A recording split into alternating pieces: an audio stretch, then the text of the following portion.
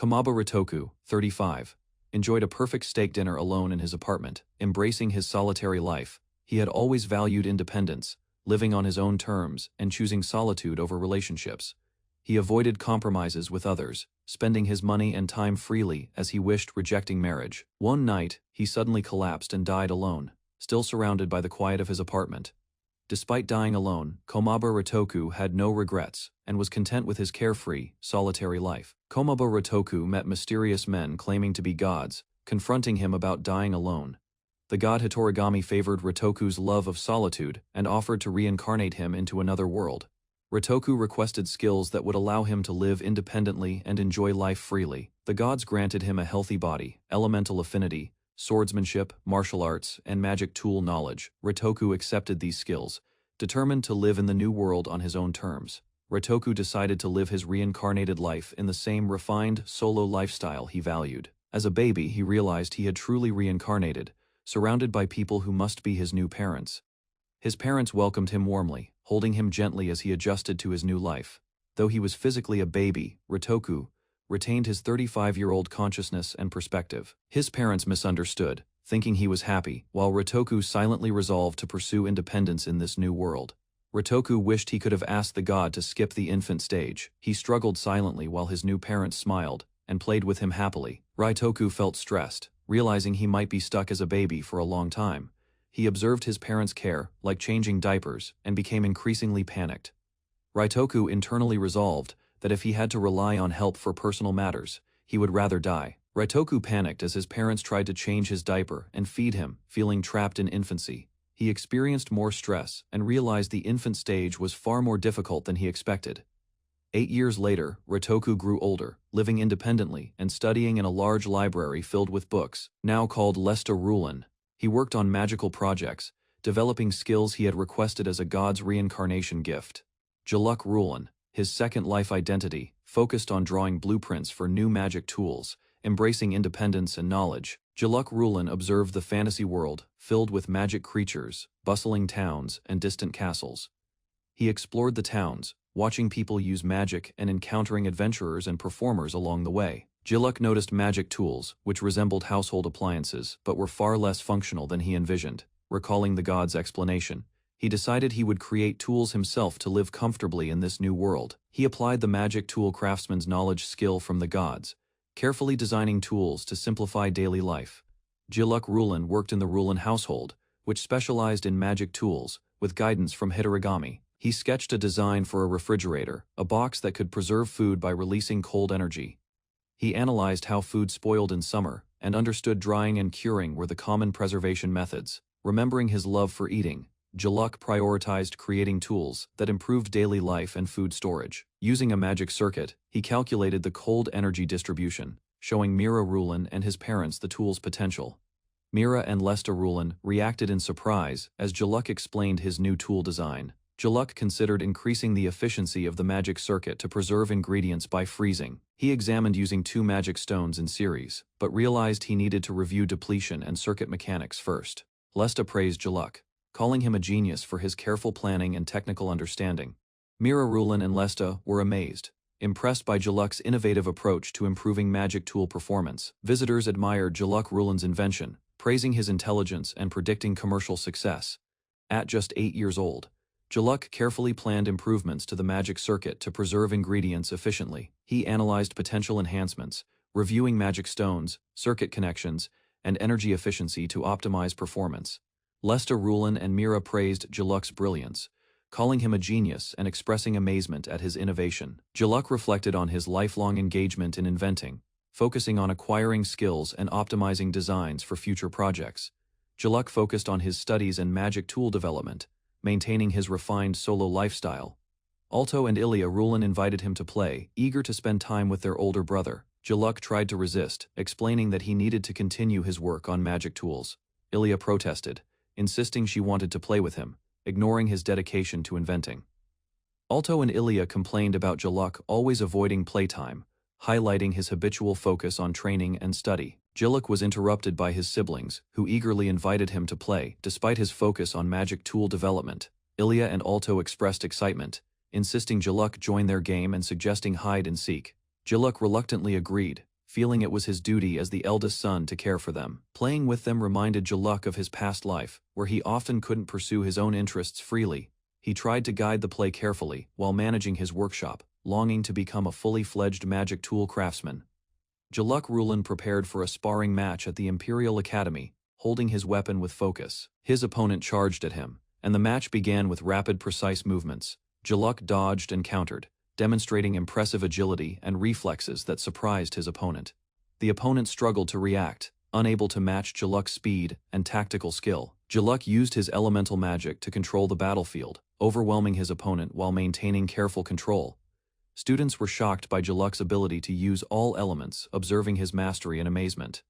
At the dining table, Jaluk declared he had no plans for marriage, preferring independence. His parents and siblings reacted in surprise, misunderstanding his intentions, while he clarified he wasn't romantically interested.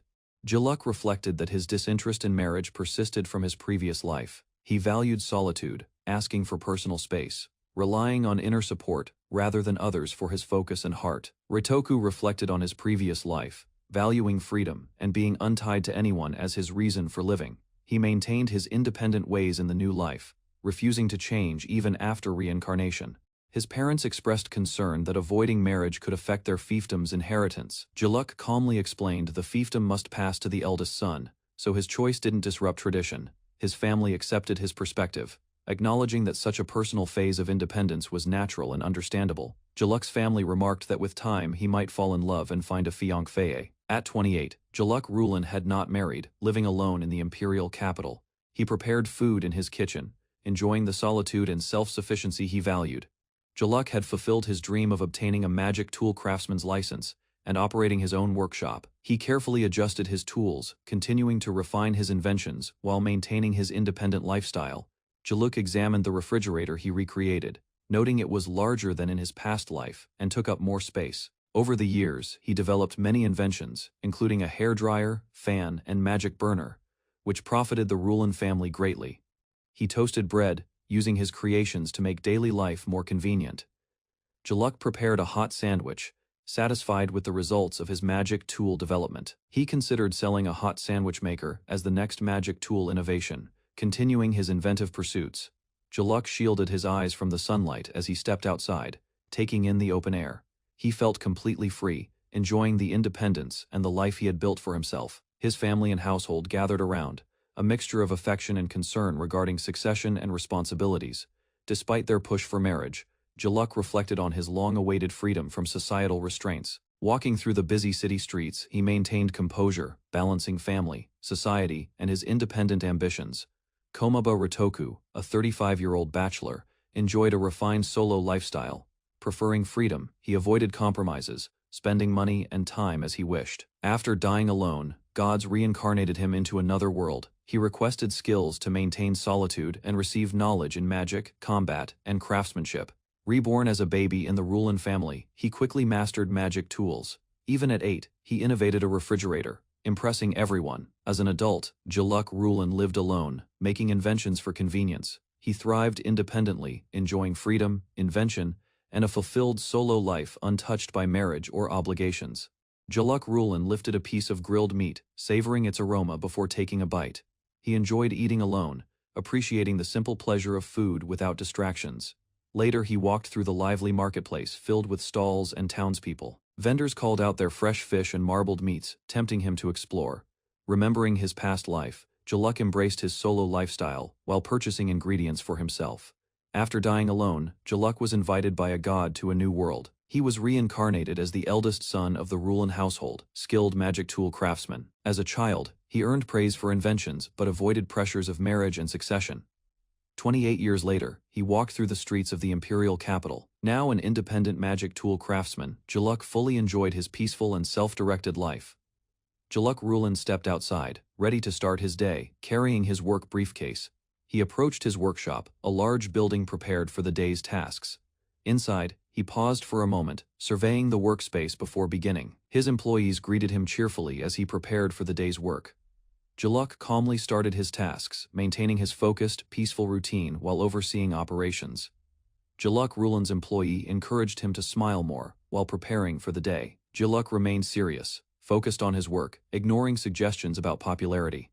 He calmly maintained his routine, uninterested in socializing or seeking attention. He checked on the processing of magic stones, overseeing their careful handling. Jaluk supervised the cutting and evening of irregular stones, ensuring they were usable for crafting. Jaluk Rulin examined raw materials, preparing to assign tasks for the day. Rouge, a female employee, arrived and organized requests for new magic tool production. She handled deliveries and sales, ensuring products reached their customers efficiently. The team discussed the workload, noting the challenges of having limited staff. Jaluk continued supervising the workshop with only 2 employees, maintaining focus on production and quality. Jaluk Rulin reviewed the workshop's delivery and staffing needs, remaining focused on efficiency. Rouge suggested increasing staff, but Jaluk declined, stating he only created magic tools for convenience. His employees expressed concern about workload, but Jaluk remained calm and rational. They worried it might affect personal lives, noting limited social opportunities in the workplace. Jaluk observed quietly, aware that his unsociable, focused approach left little room for romance or extra interactions. Jaluk Rulin listened to his employees, requesting more staff, remaining calm and rational. He explained that a workplace is no place to expect encounters or romance. Rouge suggested marriage has joys, but Jaluk reminded everyone to focus on work first. Rouge described spending time with loved ones and raising children as fulfilling. Jaluk stated he preferred being alone and was not suited for relationships or childcare. Jaluk's employees argued about marriage, noting why he seemed unlikely to marry. Jaluk calmly explained that he was not incapable of marriage, but chose not to. He emphasized that marriage proposals did not interest him, and he remained focused on work. Rouge reflected on his qualities, but Jaluk dismissed the discussion, directing attention back to work. He noted that for some, remaining alone is a personal choice, not a limitation. Rouge suggested ending the workday, and Jaluk agreed to pause his tasks. His employees proposed going out to eat at a new restaurant that served grilled meat. They explained the concept of yakiniku, where thinly sliced meat could be grilled at the table. Rouge and the team discussed the popular BBQ restaurant, confirming it was always crowded. Jaluk considered eating grilled meat, but realized Rouge had other responsibilities and would pass on joining. Rouge explained she could not join Jaluk for dinner because she needed to care for the children. Jaluk concluded that going out with only 2 people was pointless and agreed to leave work. He decided he would go alone, carrying his briefcase and heading out. Jaluk arrived at the restaurant, noticing the lively crowd and the delicious smells around him. He observed the long lines, realizing that arriving at dinner time meant waiting like everyone else. Jaluk arrived at the popular yakiniku restaurant and saw a long line outside. He quietly waited his turn, following the restaurant staff's instructions to line up. The chef apologized for the delay, explaining that new staff were still learning. Jaluk reassured the owner, noting that the restaurant seemed to be thriving and successful. The owner thanked Jaluk, saying his suggestion had helped make the restaurant flourish. Jaluk entered the restaurant, explaining that he only requested things he personally wanted. The staff guided him to his usual seat, ensuring it was available. He prepared at the table while the chef asked what he would like to order. Jaluk requested the usual, calmly adjusting to sit and start grilling. A plate of crimson beef, thick-cut harami, galbi, and a pint of beer was served for him alone. Jaluk placed crimson beef on the grill, emphasizing the restaurant's specialty. He appreciated the age, cutting technique, and seasoning, noting this restaurant surpassed others. As the meat grilled, he prepared to take his first bite. Jaluk enjoyed the meat with beer, smiling at its delicious taste. He reflected that the sense of fulfillment he felt could not have happened with others present. Rouge and Tristan debated which meat to eat, while Jaluk remained calm and observant. Tristan accidentally burned the offal, and Jaluk noted it was not his fault. Jaluk reflected that coming alone allowed him to fully savor the taste. He observed the lively restaurant scene while enjoying his meal peacefully. The staff and other diners were impressed by his focus, following his lead for orders. The chef recognized Jaluk as a longtime regular and benefactor of the restaurant. The restaurant had been struggling, nearly closing until recent improvements. In the imperial capital, competition was fierce, and new stores opened constantly, overwhelming old businesses. The restaurant's finances had been in the red, making survival difficult. One day Jaluk returned, greeted warmly, and continued his patronage that supported the business's revival. Jaluk Rulin noticed the restaurant had fewer customers recently and asked the owner about it. The owner explained the old restaurant struggled to keep up with cuisine diversification. Jaluk considered using the available meat to attract customers with a new approach. He noticed a display with a suggested meat dish illustration and had an idea. Jaluk proposed cutting the meat thin and letting customers grill it themselves. Surprising the owner, Jaluk proposed a new dining style called yakiniku, where customers grilled their own meat. The chef was skeptical, as he had never made customers cook for themselves. Jaluk noted that the restaurant would have likely failed otherwise, so he decided to try this method. He placed thinly sliced meat on the grill to test the concept. The result delighted customers, who enjoyed grilling multiple cuts themselves while experiencing excitement and variety. Customers praised the yakiniku style and lemon salt seasoning, enjoying grilling for themselves. The restaurant owner was astonished by the long lines and booming business. Consecutive days with winding lines and profitability helped the restaurant recover from being in the red. The owner credited Jaluk for the turnaround and growing customer excitement. Despite the success, Jaluk remained alone, reflecting that BBQ was more fun individually for him. Jaluk sat alone while the restaurant staff observed him, noting that people enjoy things differently. The owner explained that Jaluk preferred eating alone and asked the staff not to interfere. Jaluk quietly considered his meal and decided that next he should focus on finding rice to complement it. Jaluk Rulan spent a quiet holiday alone in his noble residence, enjoying peaceful solitude. He pondered new ideas, reviewing his notes and adjusting his glasses while sitting at his desk. Deciding to leave the house, Jaluk looked over the city, planning to explore beyond his familiar surroundings. He arrived at the Adventurers Guild, observing people organizing quests and preparing for monster hunting. Jaluk chose tasks carefully, focusing on collecting herbs and subjugating minor monsters peacefully. Jaluk stood at the Adventurers Guild counter, waiting his turn to select a task. The guild receptionist recognized him and greeted him warmly, ready to assist with his request. He requested a herb collecting quest, handing over the paper with instructions for the task. The receptionist suggested forming a party to gain more experience and money, observing his B rank status. Jaluk politely declined, explaining that forming a team would put him at a disadvantage. Jaluk remembered his teenage days on three-person quests, often struggling to keep up with his companions. During battles, monsters attacked him directly, showing his vulnerability when paired in a team. His teammates struggled to protect him, revealing that he was less effective in cooperative fights. Back at the guild, Jaluk reaffirmed his decision to work solo, refusing to form a party. The receptionist understood his choice, realizing that Jaluk preferred efficiency and independence over high-rank achievements.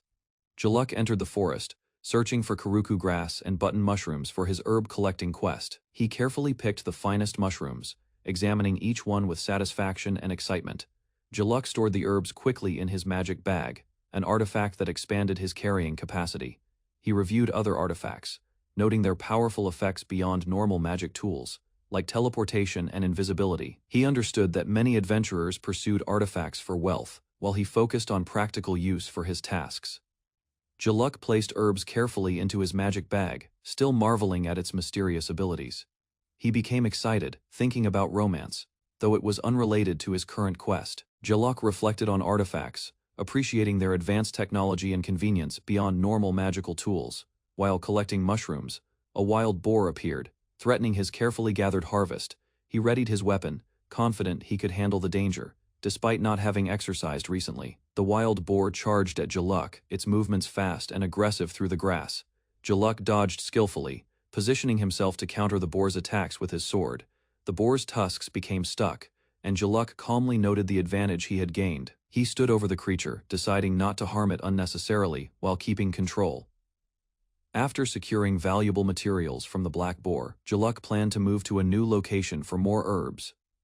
Jaluk walked through the forest, noticing movement among the trees and approaching quietly. He admired the flying creatures above the water, appreciating the serene beauty of the landscape. Finding a quiet spot, Jaluk prepared to enjoy the peaceful view alone, away from distractions.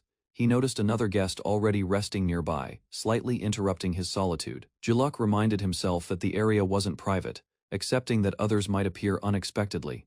Jaluk finished setting up his campsite, securing the tent and organizing his supplies efficiently. He prepared a portable smoker, planning to make a smoked dish from his gathered ingredients. Jaluk carefully arranged the food on plates, slicing and preparing everything for smoking. He lit the smoker, adding wood chips and activating it to begin the cooking process. As smoke filled the air, Jaluk settled in, observing the scenery while waiting for the flavor to develop. Jaluk opened the smoker and revealed the smoked dish, admiring the delicious aroma. He looked at the food eagerly, impressed by how tasty it appeared. Suddenly, two strangers approached, startling Jaluk. as he questioned their identity. One introduced himself as Ether, explaining his presence, while Jaluk silently noted the inconvenience. Jaluk recognized the newcomer as the person from the next tent, bracing for interaction. Ether approached Jaluk's campsite, explaining he followed the smell of the smoked dish.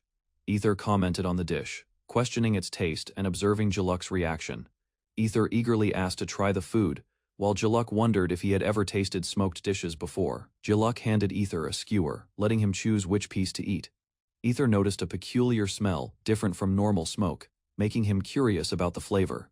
Ether tried the smoked dish and immediately found it delicious, impressed by the flavor. He asked Jaluk where he got the cheese, amazed at its quality. Jaluk explained it was ordinary cheese from the central market, surprising Ether. Ether was puzzled by how normal ingredients could taste so exceptional. Jaluk clarified that the dish was smoked, enhancing its fragrance and overall flavor subtly.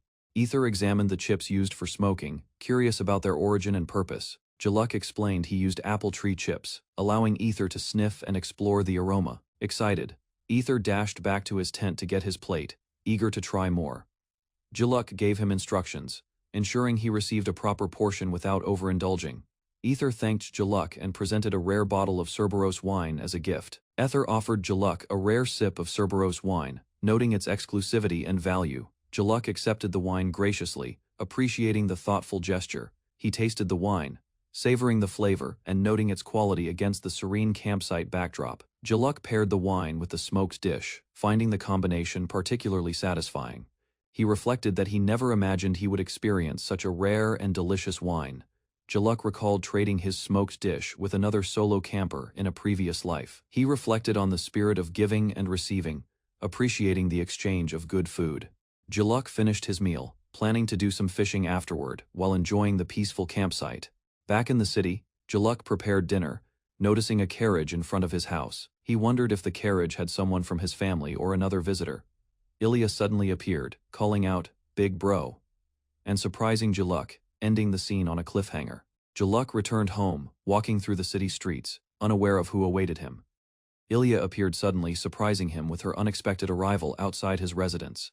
Jaluk realized the situation was risky, arriving alone, despite the family's carriage nearby. Ilya insisted she had come with the usual carriage, hiding her true intentions.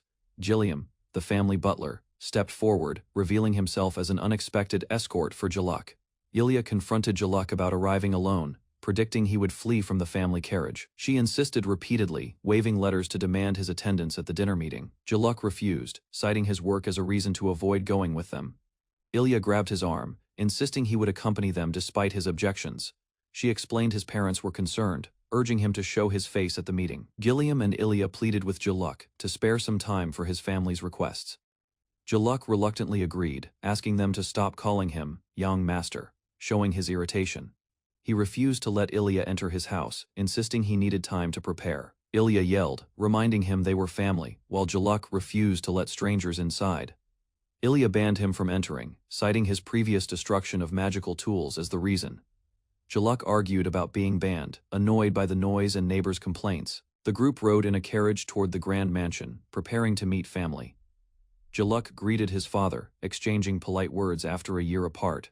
He followed his father inside, with Ilya commenting on the unchanged youthful energy of their parents. Jaluk's mother waited in the dining hall, noting that he had arrived late. Ilya reminded Jaluk that he would skip the dinner meeting if she didn't pick him up. Ludwig, Ilya's husband, appeared, surprising Jaluk as he joined the family gathering. Jaluk's father insisted that he attend the family dinner, no matter what. Ludwig explained his background as an alchemist and former colleague, surprising Jaluk further. Jaluk reflected that the dinner meeting was bothersome, remembering Ludwig's earlier complaints at work. Jaluk tried to avoid the topic, while Ludwig teased him about the atmosphere. Ludwig reminded Sarah that she could finally meet her uncle, emphasizing family importance. Sarah, unaware, asked who Jaluk was, as he had been absent for so long. Ilya encouraged Jaluk to introduce himself, urging him to interact with his niece. Sarah curiously asked if her uncle was unmarried, highlighting Jaluk's prolonged single life. Sarah asked Jaluk when he would get married, prompting him to groan in frustration. Jaluk insisted he preferred being alone and had no interest in marriage. Ilya suggested he at least get a lover, but Jaluk refused firmly. His parents reflected that none of the women he met had been suitable. Ilya concluded that Jaluk was every woman's ideal based on looks and status, yet single. Jaluk's mother and Ilya worried over his refusal to marry, puzzled by his behavior. Jaluk wished to leave, while whispers reminded him of his magical achievements. Ilya asked about Alto, explaining he was attending a social event and could not come. Ilya and his mother scolded him, noting he hadn't visited the family for a year. Jaluk accepted Alto's refusal and resolved to attend the party himself, showing responsibility as the older brother. The family gathered to eat, with Sarah eagerly mentioning her empty stomach. Jaluk explained he liked to cook for himself, prompting his mother to ask about his home meals. Ilya teased him, imagining Jaluk grilling expensive meat or making dishes for Strong's sake. Jaluk realized her guesses were accurate, recalling his daily habits of grilling and eating freely. Ilya warned him that unbalanced eating could make him sick, emphasizing the importance of proper meals. Jaluk declared he remained healthy, attributing it to the goddess of solitude's blessing. Despite his claim, whispers reminded him of proper eating and self-care, making him anxious. Sarah asked if she could eat, and Jaluk realized he could use her playful influence. The family toasted to the prosperity of the Lauren family, raising their glasses together. Jaluk decided he wanted fish for dinner, showing a simple enjoyment in the family meal. The family eagerly ate the grilled fish, praising how tasty it looked and tasted. They noted the flavor was different from normal grilled savanna fish, curious about the taste. Sarah enjoyed the fish, despite normally disliking its smell, surprising the adults. Gilliam revealed that the fish was prepared using a special magic tool brought by Jaluk. The tool created smoke from dedicated chips, enriching the flavor and making the dish special. Ludwig and his father asked Jaluk if they could buy the magic tool he invented. Jaluk resisted, knowing it would be troublesome to refuse, though they were excited. He finally agreed, promising to make it and send it to them, relieving the family. The next day, Jaluk felt gloomy, reflecting on the lingering fatigue from previous events. He decided to take a lunch break, acknowledging that his work progress wasn't advancing as planned. Jaluk realized his work wasn't progressing well and decided a change of pace was needed. He walked through the bustling market, observing the lively stalls and people cooking food. He ordered seafood tomato soup from one of the vendors, smiling as he interacted. He paused, looking at various dishes, considering what to try next. Finally, he chose a grilled armored crab skewer, pleased with his selections and the bustling atmosphere. Jaluk admired the grilled crab, noting its enticing smell as he prepared to eat. He took a bite of the crab, enjoying the first taste with satisfaction. The flavors, perfectly seasoned and enhanced by the charcoal aroma, created an astonishing combination. He carefully cleaned the crab, savoring every bite with precision. He noticed the seafood soup portion was large and decided to taste it, completing his meal. Jaluk tasted the seafood tomato soup, overwhelmed by the rich combination of seafood tomatoes and chili. He focused on the large, chunky ingredients. Savoring each bite carefully, he ate slowly, enjoying the flavors with satisfaction, appreciating the effort behind the meal. After finishing the soup, he expressed gratitude, leaving the bowl empty. Jaluk reflected on the meal, noting how tasty and satisfying today's lunch had been. Jaluk received a paper, unexpectedly, regretting letting his guard down, and considered discarding it. Curious, he examined the paper more closely, unsure of its contents. He realized it was an orchestra concert flyer, piquing his interest despite initial skepticism. Jaluk Rulin walked through the ornate hall, feeling the strain in his legs as he kept pace. Catalina struggled with her heels, trying to follow the group, fearing she would be left behind. The orchestra waited on stage, instruments ready, as Jaluk hurried to join them. He found a seat among the audience, appreciating the grandeur of the performance. As the music played, Jaluk reflected on his past life, smiling at the familiar classical melodies. Jaluk watched the violinists closely, noticing how their music felt different up close. He observed the brass players, fascinated by how their instruments seemed fused together. Jaluk studied the complex tubing of the horn, comparing it to a magic circuit. He realized that overlapping and curving magical circuits could replicate the instrument's intricate design. Excited by the idea, Jaluk resolved to experiment immediately before the moment passed. Jaluk Rulin reviewed his progress carefully, satisfied with the cooler's magical circuit layout. A companion cheerfully announced leaving first, while Jaluk acknowledged the work had gone well. Another approached him, suggesting they go eat dinner together, surprising Jaluk unexpectedly. The friend pleaded, saying he was broke and asking Jaluk to treat him. Jaluk frowned, reminding himself he was already paying enough to have the other as an employee. Jaluk listened as his subordinate apologized, claiming he had spent money on a girl's gift. The subordinate begged, pleading to eat with Jaluk for the first time ever. Jaluk hesitated, realizing that as a boss, he should look after his employees. They walked through the quiet streets at night, heading toward a yakiniku restaurant. Jaluk decided to dine alone, surprising his companion, who wondered why he would go by himself. Jaluk walked through the streets with his subordinate, who asked to visit a recommended place. The companion complained, urging Jaluk to hurry because previous visits to artifact shops took too long. They entered artifact shop Aldius, surrounded by shelves filled with magical items and curiosities. Jaluk observed a fearsome cursed artifact, noting how dedicated collectors seemed slightly unhinged. He smiled, thinking he would never tire of visiting this shop despite the high prices. Jaluk listened, as Guan explained why artifacts are expensive, whether useful or seemingly useless. He asked if any new items had arrived since his last visit just 3 days ago. Guan nodded and pointed to something he thought Jaluk might enjoy, piquing his curiosity. Jaluk focused, instructing the shopkeeper to show him the artifact without delay. He examined a small plain cup, noting it was simple, unadorned, yet potentially magical. Guan poured liquid into the cup, creating a frothy, bubbling effect that fascinated Jaluk. Jaluk was amazed, realizing the artifact produced carbonated water and was called the bubble cup. He learned the water came from a rare spring, unavailable for ordinary individuals. Curious, Jaluk asked how much it cost, considering its novelty and potential use. Guan named the price, 30 million solo, and Jaluk immediately agreed to buy it. Jaluk's companion reacted with shock at the 8-digit price of the bubble cup artifact. Jaluk calmly explained its value, describing potential uses like soda-type cocktails, or even opening a bar. Guan encouraged Jaluk to see the artifact's true potential, handing it over without hesitation. Jaluk reflected that making big purchases feels easier without the obligations of a family. He considered the responsibilities of being single. Understanding freedom comes with planning for a future alone. Jaluk closed the briefcase, signaling that the purchase was complete and everything was settled. He decided to go home, while his companion eagerly suggested they go eat immediately. Jaluk reminded him they would use the artifact later, postponing the meal for another time. The companion reflected that even handsome and rich men like Jaluk struggle with commitment. Jaluk admired the bubble cup, noting its excellent condition and clearly magical appearance at night. Jaluk examined bottles on the counter, deciding to make a highball using the bubble cup. He split ice carefully, enjoying the satisfaction of manually preparing it instead of using magic. Jaluk achieved perfectly sized ice cubes, noting this might be the best split he ever made. He poured the soda into the glass, carefully observing the cubes clink and settle inside. As the carbonated water gushed from the cup, Jaluk admired the sparkling magical bubbles excitedly.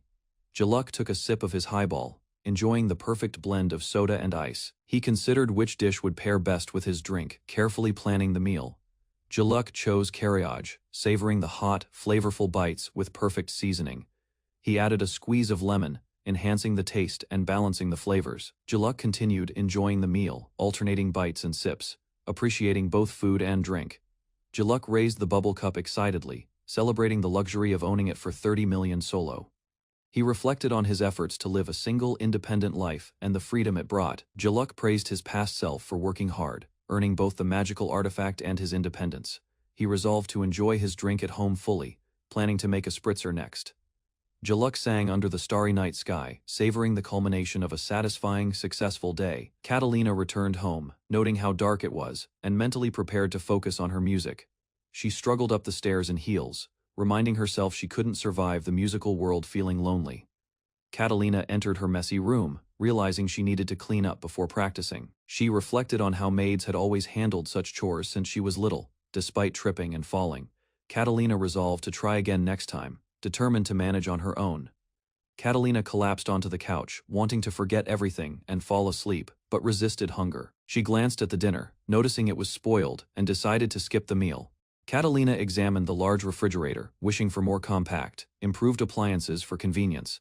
She wrote requests to the magic tool craftsman, hoping for better, more compact products. Catalina picked up her violin, determined to practice using her soundproof magic tool for concentration. Catalina tried to focus on her violin, but the noisy neighbor distracted her from practice. Frustrated, she dashed across the room, attempting to regain control and discipline over her practice. Catalina yelled, insisting the use of a soundproof magic tool, while Jaluk happily enjoyed his drink nearby. Jaluk Rulin walked through the busy streets, searching for a quiet place to have breakfast. He noticed a small cafe and paused, intrigued by its empty yet inviting interior. Curious, he examined the entrance and realized he had never seen this charming cafe before. He opened the door and stepped inside, preparing to enjoy a peaceful morning. A friendly waiter greeted him, guiding Jaluk to a comfortable seat to start his day. Jaluk Rulan found a quiet corner and examined the menu, deciding on the morning set. He observed the barista preparing the coffee with careful movements, intrigued by the aroma. The smell caught his attention, making him curious about the drink being crafted before him. Jaluk learned that coffee was rare in this world, yet the barista seemed experienced. He tried the coffee, noting its unfamiliar taste, and realizing he had ground and brewed it himself. Jaluk listened as the barista explained that he enjoyed making coffee as a hobby. While running the cafe, Jaluk requested a morning set with coffee, and the barista agreed to prepare it immediately. The barista carefully set up the brewing equipment, ensuring each step was precise. He measured and poured ground coffee into the filter, preparing it for brewing. The water boiled and flowed through the grounds, completing the delicate coffee preparation for Jaluk. The barista completed the brewing process, carefully stopping the siphon and preparing to serve. He poured the freshly brewed coffee into a cup, releasing its rich aroma into the cafe. Jaluk accepted the cup with a smile, appreciating the warm presentation of the coffee. He inhaled the scent, noticing the smooth color and the absence of any sour smell. Jaluk took a sip and found the coffee delicious, complimenting the barista's careful preparation. The barista introduced himself as Rondell, while serving toast alongside the coffee to Jaluk. Jaluk introduced himself as Zilk Lauren, revealing he was the renowned magic tool craftsman. Rondell expressed honor at serving such a skilled artisan, though Jaluk humbly downplayed it. Another familiar butler, Noid, joined, commenting that seeing someone else order coffee was unusual. Impressed, Noid and another customer decided to order the same coffee, joining Jaluk in enjoying the cafe. Jaluk greeted Tristan in the morning, looking cheerful and energetic as he settled in. Tristan noticed Jaluk's good mood, but Jaluk declined to explain the reason immediately. Jaluk shared that he had tried a new drink with the artifact, along with fried chicken, and enjoyed it. Maid handed Jaluk a request letter, explaining it was not unusual for him to act this way. Jaluk examined the letter carefully, learning that Catalina-san was the sender, preparing him for a new task. Catalina arrived, and Jaluk internally groaned at her constant complaints about various matters. Tristan and the maid noted that Catalina had purchased nearly all of Jaluk's products. Jaluk reflected that complaints were just complaints, and he didn't mind how much she bought. He read her written requests, noting they highlighted practical improvements from a woman's perspective. The maid commented that most of Catalina's notes were selfish, yet Jaluk acknowledged their unexpected usefulness. Tristan explained that Catalina's complaints helped make magic tools more compact. Though it was difficult work, Jaluk remained indifferent, claiming he had nothing to do with the complaints, despite the maid's encouragement. He reflected that the true purpose of magic tools was to make his own life easier. Later, musicians completed their practice, and the instructor dismissed them, thanking everyone for their effort. Some members complained about the rehearsal, while others decided to leave early and have dinner together. Eldova approached Catalina after rehearsal, asking if she had a moment to discuss music. Catalina flustered, worried he noticed her mistakes during the practice session. Eldova reminded her that the next concert required an original piece from orchestra members, not just him. He explained that anyone whose music was accepted would perform it at the concert.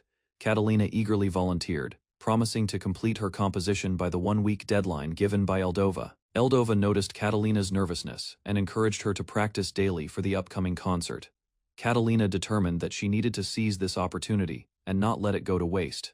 She resolved to step up and compose a piece that would impress the orchestra. Frustration set in as she struggled to think of any suitable musical composition ideas. Catalina calmed herself, deciding to stay up late and skip dinner to catch up on practice. Catalina focused on playing her violin, trying to create a melody from any notes she could produce. She successfully arranged a piece, but worried it was plagiarized since she copied her neighbor's melody. Reflecting on her music experiences, she realized her neighbor's performances had always been unfamiliar to her ears. Unsure, she decided to create another composition to ensure it was entirely her own work. The next morning, Catalina hurried to the orchestra rehearsal, apologizing for being late, but ready to perform. Eldova reminded Catalina that the composition deadline was today, prompting her to hand in her work immediately. Catalina accidentally dropped some sheets while presenting her music, causing Eldova to notice. Eldova discovered another sheet and questioned its origin, making Catalina nervous. Catalina realized she had mistakenly included the melody she copied from her neighbor. Eldova reviewed both pieces, praising the second composition as elegant, innovative, and marvelous, leaving Catalina relieved. Catalina nervously thanked Eldova while hoping her copied music would not be chosen for performance. She feared her neighbor's melody might be selected despite her own work. Jaluk attended the concert again, appreciating the experience of hearing live music firsthand. Eldova introduced the next performance, announcing it as new music created by the orchestra members. Jaluk observed the audience and musicians, curious to hear the upcoming piece and its impact. Jaluk noticed the new composition reminded him of a song from his previous life, but realized it was different. Catalina's music was well received, impressing the audience and critics alike. Her peers praised her ability to practice and compose simultaneously, recognizing her dedication and skill. Eldova called Catalina over to acknowledge her accomplishment formally.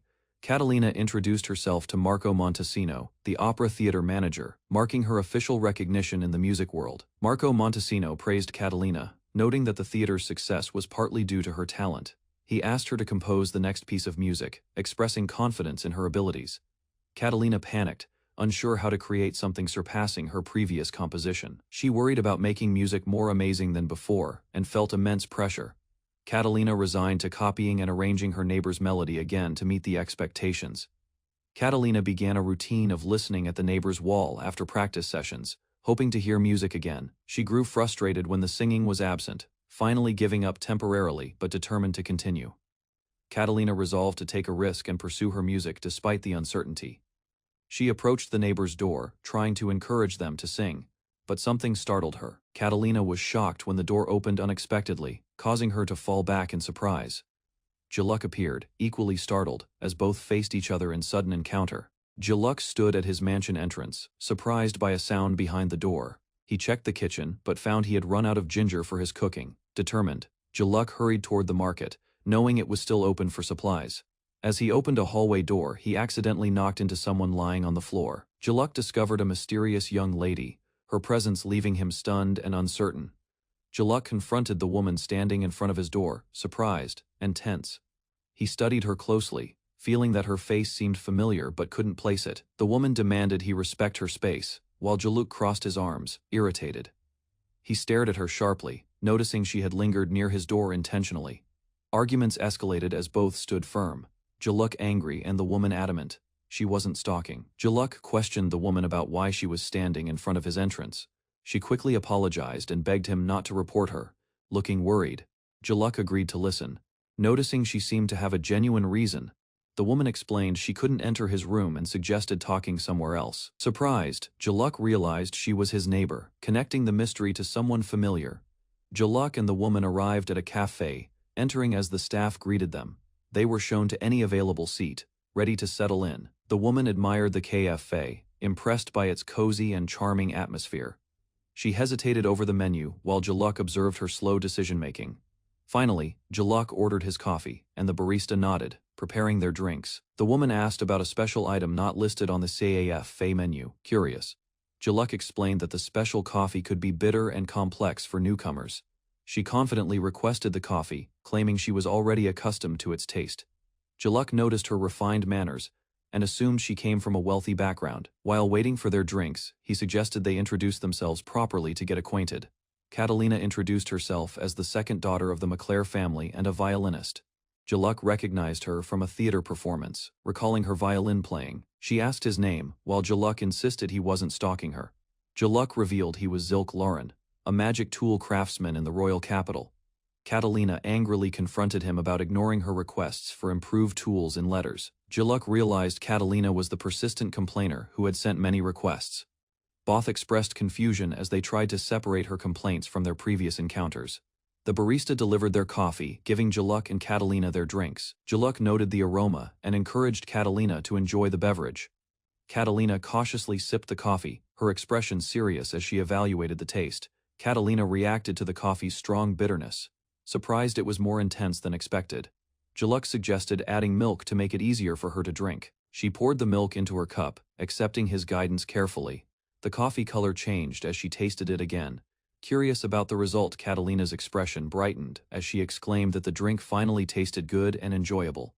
Catalina enjoyed the coffee, noting she could handle its taste if it remained this good. Jaluk asked about her reason for lingering at his entrance the previous day. Catalina admitted it had nothing to do with making a complaint at his home. Jaluk requested the full story, asking her to explain as concisely as possible. Catalina revealed that she had asked him to arrange music that she had sung, clarifying her actions. Catalina explained she had asked Jaluk to make another music piece after hearing his performance clearly. Jaluk reminded her that she could hear his singing from her room, which she found surprising. Catalina apologized sincerely for frequently positioning herself near his entrance, despite knowing it caused issues. Jaluk said her frequent presence was forgiven since he didn't mind, claiming it made them even. Catalina began to leave, but Jaluk stopped her, signaling he wasn't finished with their discussion yet. Catalina asked about a song that only Jaluk knew, eager to have it entrusted to her. Jaluk refused, uninterested, prompting her to beg for the music insistently. He struggled against her persistence, while Catalina continued to plead for a deal. They agreed to make a deal, and Jaluk prepared to hear her proposal.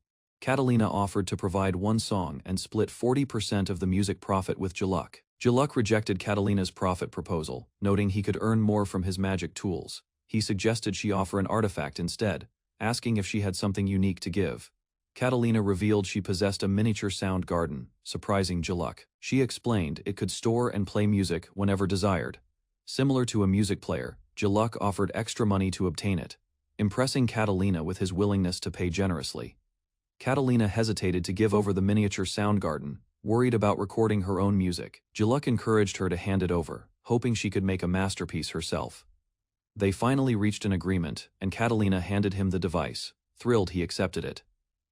Jaluk admired the miniature sound garden, amazed at its functionality. Catalina asked about her previous request letters, but Jaluk admitted he hadn't read them, causing her frustration. Catalina scolded Jaluk to respond properly to customer requests and improve his magic tools. She gave him advice on sending reasonable requests and understanding magic tool mechanics before letters. Jaluk prepared to inspect the miniature sound garden artifact she had given him. He examined the device, noting its buttons resembled a music player from his previous life. Jaluk carefully wiped the artifact, thinking it had been poorly treated by its previous owner. Jaluk decided to test the miniature sound garden, recalling Catalina had taught him how to use it. He selected music by number, feeling nostalgic as the melody played. He increased the volume and discovered the violin music sounded fantastic. Enjoying it immensely, Jaluk planned to listen to all the pieces and later ask a musician to record favorite tracks. Catalina reminded him to use a soundproof magic tool as the music could leak out. Jaluk reflected on the soundproof magic tool, noting it was used for aristocrats' secrets or merchant business. He decided to search for the artifact's secret element, aiming to unlock hidden functions. Jaluk recalled past discoveries with artifacts and how they could have additional unexpected functions. He experimented with pressing multiple buttons, combinations, and double clicks to explore the artifact's features. The artifact announced itself as Selva McClare, unlocking the sixth storage and surprising Jaluk. Jaluk learned the artifact was originally given to Catalina by her grandfather as a birthday gift. He was instructed to keep the record a secret from Catalina and press stop or delete if needed. Jaluk reluctantly followed the instructions, refusing to involve himself further in Catalina's family matters or personal problems. Jaluk finishes a long meeting with a material supplier and notices the sky darkening. He walks with Tristan and Rouge, preparing to send Rouge home while Tristan seems a bit unreliable. Jaluk explains that self-defense artifacts can take the form of accessories, showing how practical they are. Rouge worries that wearing an artifact from another man could make her future husband jealous. Tristan agrees, noting that some of Jaluk's artifacts are extremely valuable, not trivial to use. Jaluk explains that he lends artifacts only for employee safety, while Tristan struggles to understand. Rouge finds Jaluk's protective side charming, while Tristan still cannot grasp his intentions. Jaluk insists Rouge go home safely, and Tristan prepares to return as well under the night sky. Walking outside, Jaluk admires the unusually clear stars, reflecting on their beauty. He realizes that in his former life, city lights prevented him from seeing stars clearly. Jaluk walks down an unfamiliar street, realizing he got lost on an unknown road. He decides to return to the main road but notices a bar called Ice Rock. Entering the bar, he is surprised by its spacious interior and well-arranged furnishings. An elf bartender welcomes Jaluk politely, catching his attention with her calm demeanor. He observes that female elves are often used to attract customers with their beauty. The elf bartender offers Jaluk a drink before he leaves, insisting he doesn't need to pay. Jaluk accepts the offer, understanding the advice to take a drink before making a decision. He requests the bartender to suggest a drink, showing trust in her expertise. The bartender skillfully manipulates ice magic, crafting the drink with precise control over floating crystals. Jaluk is impressed, recognizing the bartender's mastery of ice magic and her ability to control it flawlessly. The bartender expertly shatters ice, showing Jaluk her exceptional magical skills. She combines liquors with ice to make a frozen daiquiri, surprising Jaluk. Jaluk notices her adding a pink liquid, understanding it is syrup for the drink. She uses nectar from a 1000-day flower, a rare and valuable ingredient. Jaluk questions whether she will actually use such an extraordinary ingredient for the cocktail. The bartender uses magic to spin ice and mix the ingredients, astonishing Jaluk. She presents the finished frozen daiquiri, which looks perfect and refreshing. Jaluk inspects the drink, ensuring the flavor and ice consistency are balanced correctly. He notices the ice sand is perfectly combined with the liquor, creating a refreshing taste. After tasting, Jaluk confirms the drink is delicious, impressing him with her magical mixology. Jaluk admires the bartender's cocktail skills, noting that perfection comes from experience and technique. He apologizes for calling the bar a girl's bar, and the bartender laughs, forgiving him. Jaluk requests another drink, showing his satisfaction and enjoyment of the bar's creations. The next morning, Jaluk is in a good mood at home. While preparing ingredients, Tristan asks about his mood, and Jaluk explains he discovered a bar with a skilled bartender. Tristan asks Jaluk what he is making, curious about his latest project. Rouge also wonders, showing interest in Jaluk's activities at home. Jaluk explains he is making magic tools to grind coffee beans, the main ingredient for coffee. He enjoys being able to drink coffee anywhere, so he decided to make his own coffee mill. Tristan and Rouge are surprised, having never heard about coffee beans before. Tristan reacts dramatically as Jaluk makes another magic tool for grinding coffee beans. Jaluk explains, creating different magic tools for fun occasionally will bring joy and profits. Rouge tries to calm Tristan, suggesting it's easier to let Jaluk make whatever he wants. Rouge reassures Tristan that she will distribute Jaluk's creations even if their demand is uncertain. Jaluk completes the coffee mill, offering both manual and automatic functions, impressing both Tristan and Rouge. Jaluk tells Tristan and Rouge he is leaving work early, surprising them both. He explains he only wants to check that the coffee mills are functioning correctly. Jaluk prepares to make coffee immediately, setting up his equipment in a quiet outdoor spot. A familiar face suddenly appears, greeting Jaluk unexpectedly. Jaluk questions if the newcomer has lived in the area, but the visitor denies it playfully. Jaluk announces he is leaving early, prompting Tristan and Rouge to react in surprise. He explains he only wants to ensure the coffee mills are working properly. Setting up outdoors, Jaluk prepares to brew coffee immediately with his new equipment. A familiar man appears, greeting Jaluk, catching him off guard. Rouge and Jaluk question the newcomer's identity, and he introduces himself as Zilk Lauren. Tristan asks about Zilk's acquaintance, and Zilk explains the woman is a client who sometimes assigns tasks to the guild. Zilk clarifies that he instructs Rouge on which materials to acquire, leaving her to handle the rest. Rouge introduces herself as Mariella, also an adventurer, creating an interesting coincidence. Zilk responds calmly to her enthusiasm, showing his usual composed demeanor. Tristan asks what Zilk plans to make today, shifting focus back to his ongoing work. Zilk explains he plans to grind coffee beans using his prototype magic tools. Tristan and Mariella are curious, learning about coffee's slightly bitter taste and deep flavor. Zilk notes this is a good way to test the durability of his magic tools. Tristan and Mariella ask Zilk to make coffee for them as well. Zilk instructs them to bring their cups, while Tristan and Mariella look on, confused. Zilk notices Mariella alone, thinking there's nothing to discuss. While she glances around, Mariella asks Zilk if he and Eth have known each other for a long time. Zilk explains he doesn't know Eth well, this is only their second meeting. Mariella observes Eth's cheerful behavior, contrasting with his usual distant personality. Tristan and Mariella discuss Eth's distant nature, and how Zilk sometimes had to adjust to it. Tristan notices Zilk's open-hearted side, commenting on how he interacts with others. Mariella demands to know the secret to getting closer to Eth, surprising Zilk. Zilk refuses to answer, admitting he isn't good at that kind of thing. Mariella insists, pointing out there must be a secret behind Eth's behavior. Finally, Mariella blushes and admits that she likes Eth, revealing her feelings. Zilk internally sighs, reflecting on being unexpectedly asked to act as a love consultant. Eth confessed her feelings to Jaluk, surprising him during their peaceful afternoon. Jaluk sighed, feeling awkward as he admitted he had no experience giving love advice. When asked if he had a girlfriend, Jaluk quietly revealed that he had none. Eth reacted with shock, amazed that such a talented craftsman remained single. Jaluk calmly suggested introducing her to other adventurer women, avoiding romance for himself. Toshinori faced a persistent aunt who tried to set him up, finding it annoying. Juluk reminded Eth to mind her own business, noting he was still unmarried. While grinding coffee, Juluk reflected that many people, like him and Eth, remain unmarried. He considered that Eth might someday want to marry. Though she had not said so, Juluk advised Eth to maintain appropriate distance if she hoped for a long-term relationship. Juluk explained to Eth that single men value their time and cannot be pressured. He reflected on how being single allowed him to understand Eth's feelings clearly.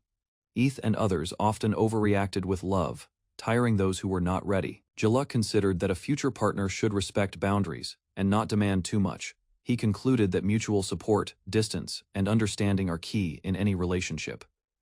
A companion noticed the surprising harmony between Juluk and Eth during their quiet afternoon. Eth panicked when the companion revealed a gift, clarifying the misunderstanding about the paper bag. Juluk gratefully accepted the cookies and prepared coffee for everyone to enjoy. They noticed the coffee's aroma, appreciating its fragrant and comforting smell together. The group enjoyed the taste, noting its slight bitterness and agreeing it was proper coffee. Juluk offered more coffee to Eth and the companion, encouraging them to enjoy it freely. Eth and the companion smiled, happy that there was enough coffee for everyone. They prepared the automatic grinded coffee, noting its strong, sour, and refreshing taste. Each person compared flavors, discussing personal preferences between the new and previous coffee. The companion suggested making another batch, while Juluk warned that too much would remain unfinished. A companion asked Juluk to sell coffee beans and tools, though they were still prototypes. Juluk explained that he needed to test durability and grinding quality first. He gave the companion directions to a cafe that serves coffee in exchange for feedback. Toshinori visited the cafe and was welcomed by the barista. Preparing to try his creation, Juluk presented his custom coffee mills, asking the cafe master to test them and give opinions. The cafe master admired Juluk's coffee mill, surprised it was more compact and efficient. He noted that grinding beans by hand was enjoyable, but Juluk's design saved effort without losing taste. The master realized his current mill was inefficient for serving a large group of customers. Juluk allowed the master to examine the interior, explaining the design and sophistication. The master considered the blade material, noting metal could affect the bean's smell over time. Juluk hesitated to ask the cafe master about the material of his coffee mill blade.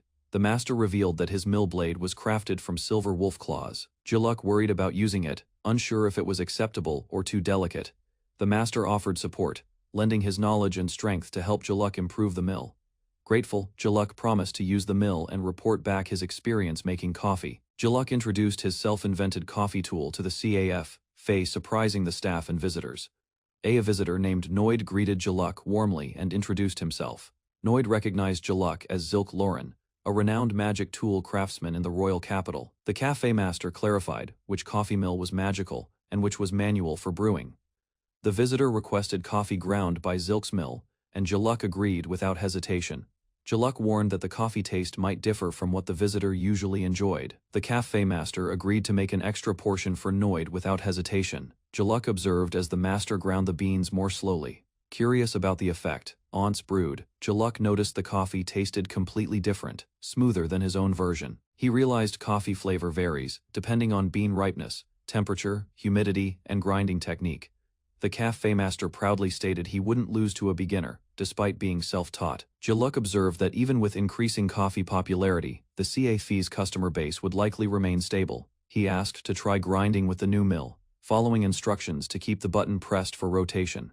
The master carefully demonstrated the process, showing how to grind the beans properly. Unexpectedly, the mill vibrated, surprising the master and everyone watching. Juluk explained that the new automatic grinder was harder to adjust than manual grinding. The cafe master apologized for grinding the beans too finely, noting unexpected outcomes can happen. They tasted the coffee and found it slightly weaker in aroma and richness, but still delicious. Juluk and the visitors discussed how their experience with hand-ground coffee made them sensitive to flavor. Curious, Juluk asked the master for his opinion on using the automatic coffee mill. The cafe master explained that high-speed grinding can generate heat, affecting coffee taste and aroma. He suggested interchangeable blades to accommodate different preferences for grinding levels. Juluk thanked the master for his opinion, noting the helpful insights for improving the mills. The visitors praised Zilk's coffee mills, highlighting the automatic speed grinder's ease and excitement. The manual mill's lightweight allowed precise adjustments, giving full control over coffee flavor. A visitor requested to buy Jaluk's coffee tools, noting that his lord loved coffee. Jaluk agreed to sell the finished products and asked for the lord's name. The visitor explained the lord was Count Albert Blend, a powerful noble in the kingdom. Jaluk approved the order and asked for the order form to be sent to his workshop later. Jaluk Rulin quietly observed Tristan working at the workshop, his expression calm as always. Suddenly, a messenger arrived, bursting in with an urgent announcement about a large magic tools order. Jaluk and Tristan leaned forward, astonished, trying to grasp who the order was from. The messenger revealed it was from Count Albert Blend, shocking Jaluk with the prestige of the client. Tristan and the team discussed the honor, realizing the order came from a rising aristocrat of great influence. Jaluk Rulin and his team realized that fulfilling Count Blend's order could sustain their workshop for a year. They celebrated their success, happy to have completed the task despite the unusual client. Tristan explained that he had anticipated Count Blend's order because he observed the Count's interest in a coffee mill. The messenger stressed the importance of understanding the noble's request, emphasizing it was a significant opportunity. The team admired Jaluk and Tristan's insight, impressed by their ability to seize such an unexpected chance. Tristan clarified that he didn't pursue business, but simply responded to the other party's initiative.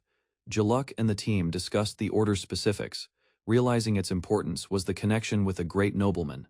Excited by the opportunity, Jaluk and the team prepared to craft the coffee mills immediately. Tristan reminded them of the importance of profit-focused magic tools, keeping everyone grounded. Jaluk insisted on giving full effort, determined to use every skill to satisfy the Count's order. 2 weeks later, Jaluk and Tristan completed the coffee mill, exhausted but satisfied. They explained how they tested endurance, customized the burrs, and received final approval for quality. Their companion praised them for finishing the product, highlighting their teamwork and dedication. Tristan delegated the delivery, trusting Jaluk and the team to handle it responsibly. Tristan reiterated that the business originated from the client's initiative, surprising everyone with the unexpected responsibility. The team argued about who should deliver the coffee mills to Count Blend, debating responsibility. Tristan finally agreed to accompany Jaluk, ensuring proper representation for the workshop. They arrived at the grand mansion, marveling at the architecture and scale of the property. The group noted the mansion's elegance, impressed by the prestige of the Blend family. They realized the Count's main villa must be even larger, reinforcing the importance of their visit. Rouge introduced herself to Jaluk as the sales manager from their workshop. Noid, the Blend family's butler, greeted them and offered guidance, bowing politely. He led Jaluk and Rouge into the mansion, showing them to the guest room. Noid explained that Count Albert wished to meet Jaluk to discuss the ordered mills. Rouge attempted to call the Count directly, but Jaluk stopped her, maintaining proper etiquette. Jaluk joked about wanting to greet Count Albert, surprising Rouge with his casual comment. Noid acknowledged their request and asked them to wait briefly in the guest room. They sat quietly, observing the mansion's interior while waiting for the Count's appearance. Rouge scolded Jaluk for nearly rejecting the Count, insisting he take the meeting seriously. Jaluk admitted he had been joking, leaving Rouge surprised and slightly confused by his calm demeanor. Jaluk and Rouge were welcomed into the mansion, taking their seats in the guest room. Jaluk introduced himself and Rouge to Count Albert Blend, formally explaining their roles. The Count expressed admiration for the magic tools and apologized for taking their time. He requested a demonstration of how the coffee-making tools worked in practice. Rouge prepared the equipment while Jaluk assisted, ready to show the Count the workshop's creation. Count Albert asked about Rondel's cafe and shared his personal experiences with its coffee. He explained his expectations for the coffee mill Jaluk created, emphasizing quality and taste. The Count compared the manual and automatic mills, considering pros and cons for large-scale coffee brewing. He mentioned that even Noid couldn't match Rondel's coffee, showing his high standards. The Count joked about learning Rondel's techniques, noting it would take a lifetime to master them. Count Albert suggested sending Jaluk to Rondel's cafe to learn advanced coffee-making techniques. Jaluk explained the concept of a barista, someone specialized in brewing coffee expertly. The Count enthusiastically agreed, expressing his desire to train and hire baristas. Jaluk and the Count confirmed their agreement while Tristan reminded them to stay focused on the tools. Rouge presented the prepared coffee-making tools, emphasizing that their main concern was achieving proper taste. Rouge offered Count Albert the chance to grind the coffee beans himself, demonstrating the tools. The Count enthusiastically tried it, enjoying the experience of manually grinding the beans. He explained he had always wanted to try it since seeing Rondel grind coffee. He was amazed as the beans ground smoothly with the tool's help. The Count compared the prototype to the final version, impressed by the improvements made by Jaluk and Rouge. Rouge offered Count Albert both coffee samples, one from the manual mill, one from the automatic mill. The Count tasted both, appreciating the coffee and the effort of grinding beans himself. He compared the drinks, noticing subtle differences, and contemplating which he preferred. Jaluk and Rouge explained the purpose of the two mills and awaited the Count's feedback. Count Albert praised the work, expressing delight at enjoying quality coffee in his own home. Jaluk and Count Albert shook hands after the coffee demonstration, finalizing their agreement. The Count asked about the pricing of the coffee mills, confirming their accuracy. He noted that the prices were surprisingly low, cheaper than expected for a magic tool. Jaluk explained the pricing reflected his desire to promote coffee culture and reward hard work. The Count and his butler agreed, acknowledging the reasoning and leaving the matter settled. Jaluk announced he was going home early, surprising Rouge and the others. He explained that his recent busy schedule justified giving the team free time as well. Rouge happily thanked him, planning to have dinner with her family, while Tristan preferred more money over free time. Rouge asked Jaluk what he normally does when living alone. Jaluk replied that he enjoys walking around the royal capital to refresh himself. Rouge asked Jaluk if living alone and going to cafes or bars didn't make him feel lonely. He added that doing things alone is what makes the experience better, smiling as he closed the door behind him. Jaluk Rulin walked through the bustling marketplace, observing vendors arranging vegetables in jars. The crowd moved around him as he browsed carefully. He stopped at the seafood section, studying the fish displayed behind the glass. Shoppers passed, but his focus remained on choosing the freshest options. Jaluk considered various seafood, imagining a meal. He pictured a seafood bowl, appreciating the variety and quality of fish available. He weighed his options, thinking about grilled white fish, teriyaki sauce, or a rich seafood soup. Each choice seemed appealing. Calmly, Jaluk decided not to rush. He continued strolling through the market, taking his time to select ingredients carefully for dinner. Jaluk Rulin walked through the crowded market, spotting familiar faces among the crowd. He paused, observing people as they moved around him. He noticed two acquaintances ahead, gesturing and pointing at various stalls. Jaluk watched quietly, considering his next move while staying calm. A vendor shouted about fresh dragon meat arriving. Jaluk's eyes widened slightly, intrigued by the rare offering presented in the bustling market. Jaluk examined the enormous cut of dragon meat, marveling at its size. He analyzed the price and quality, deciding whether to purchase it. Memories surfaced of tasting dragon meat as a child on his birthday. Jaluk remembered the flavor fondly, making the rare purchase a nostalgic choice. Jaluk Rulin remembered the taste of dragon meat from his childhood. Its unique flavor stood out compared to ordinary meats he had eaten. He approached a vendor and asked about the part of the meat. The vendor explained it came from the dragon's tail, very lean. Jaluk compared it to the finger meat he remembered. The vendor confirmed the tail meat was even tastier and more flavorful. He confidently requested 600 grams of dragon meat, pointing to the large cut, ready to make a nostalgic meal for himself.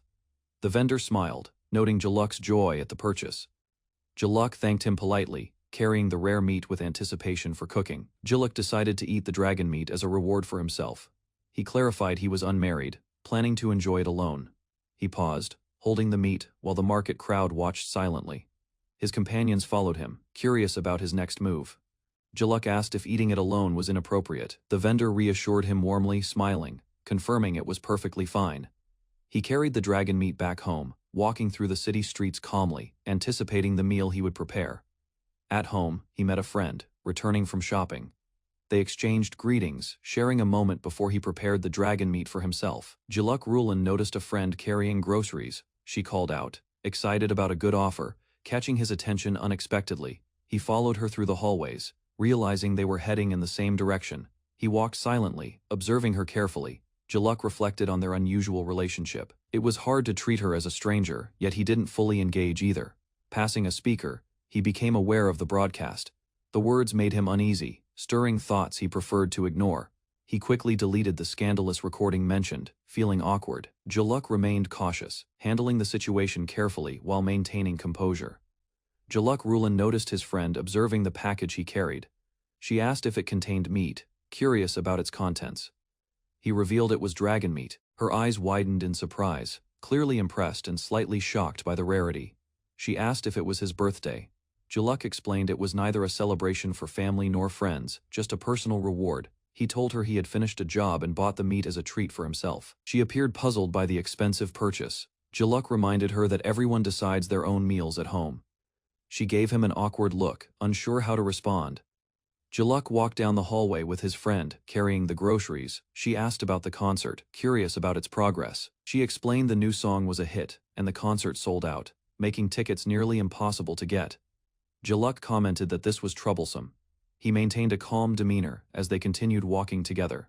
She offered him a premium seat ticket for the concert. Jaluk looked surprised, appreciating the gesture. He reached for the ticket, noting the expense. He wondered how much he should pay, grateful but cautious about the cost. Jaluk accepted the concert ticket his friend offered. She assured him she could get a seat for free, and he gladly agreed. She asked him to help with the next song. Jaluk smiled and followed her as they headed toward the rehearsal room. Back at home that night, Jaluk prepared the dragon meat he had bought earlier. He carefully placed it on the counter. He announced he would have steak for dinner, looking forward to cooking it perfectly. Jaluk allowed the meat to return to room temperature, preparing to slice it carefully and cook a delicious meal for himself.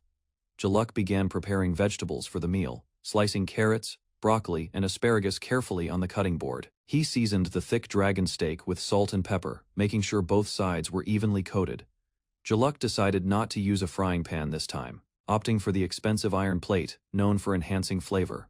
He placed the dragon meat on the heated plate, letting it sizzle and cook slowly to preserve its taste. Jaluk seared the steak on both sides, coating it with umami, while carefully monitoring its progress, preparing for a perfect dinner.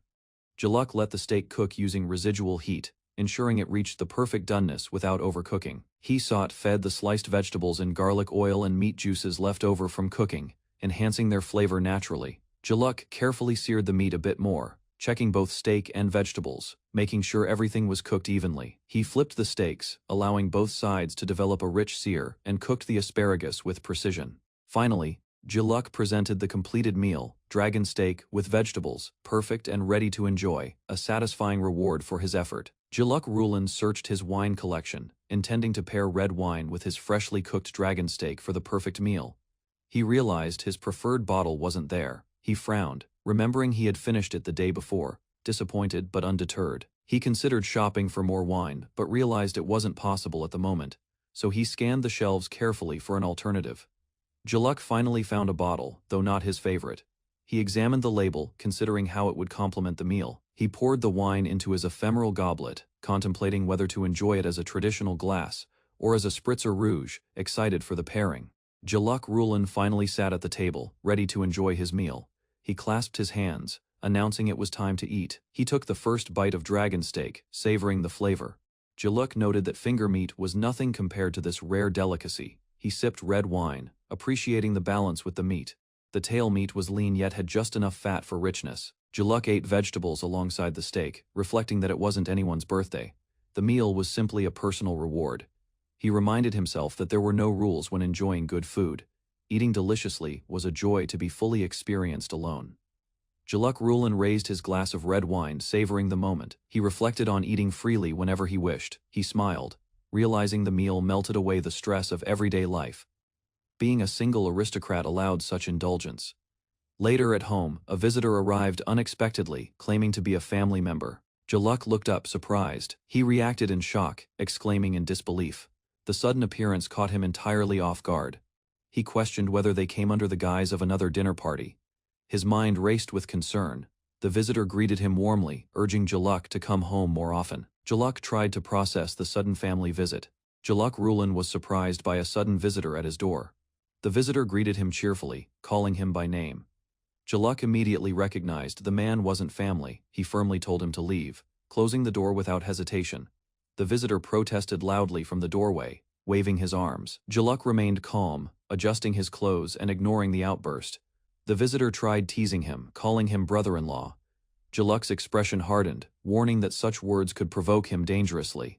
The visitor explained his connection through Ilya, expressing regret for the introduction. Jaluk listened, still cautious, but slightly contemplative. Jaluk and the visitor were startled by a sudden, loud demand.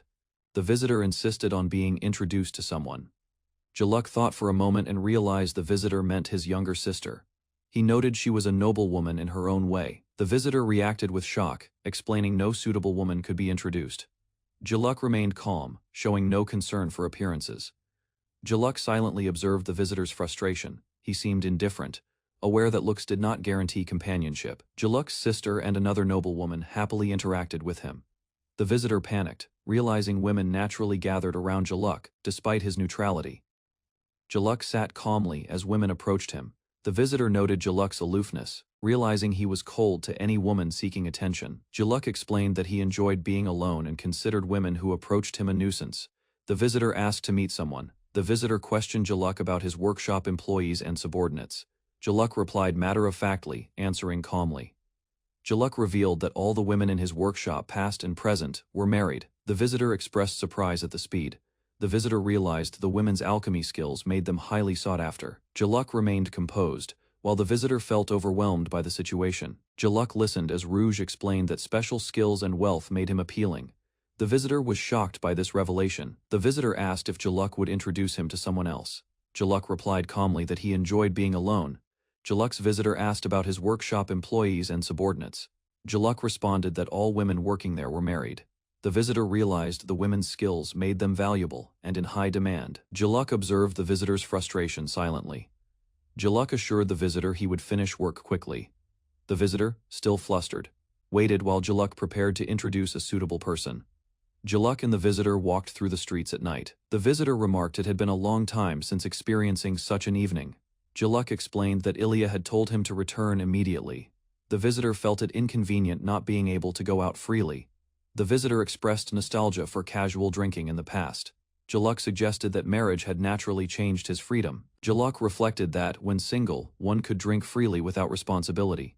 The visitor acknowledged the truth, but seemed hesitant. Jaluk described the joys of married life, spending time with his beloved Ilya and lovely Sarah, appreciating both freedom and companionship. Jaluk and the visitor walked alone. The visitor asked why Jaluk was out by himself. Jaluk explained some tasks required breaks. The visitor suddenly understood and cheered. Jaluk noted they had arrived at their destination, signaling the start of a new experience. They discovered a hidden bar, surprising the visitor. Jaluk calmly entered. While the visitor marveled at the unexpected location, inside, the bartender greeted them. The visitor hesitated but followed Jaluk's lead, preparing for a relaxing drink.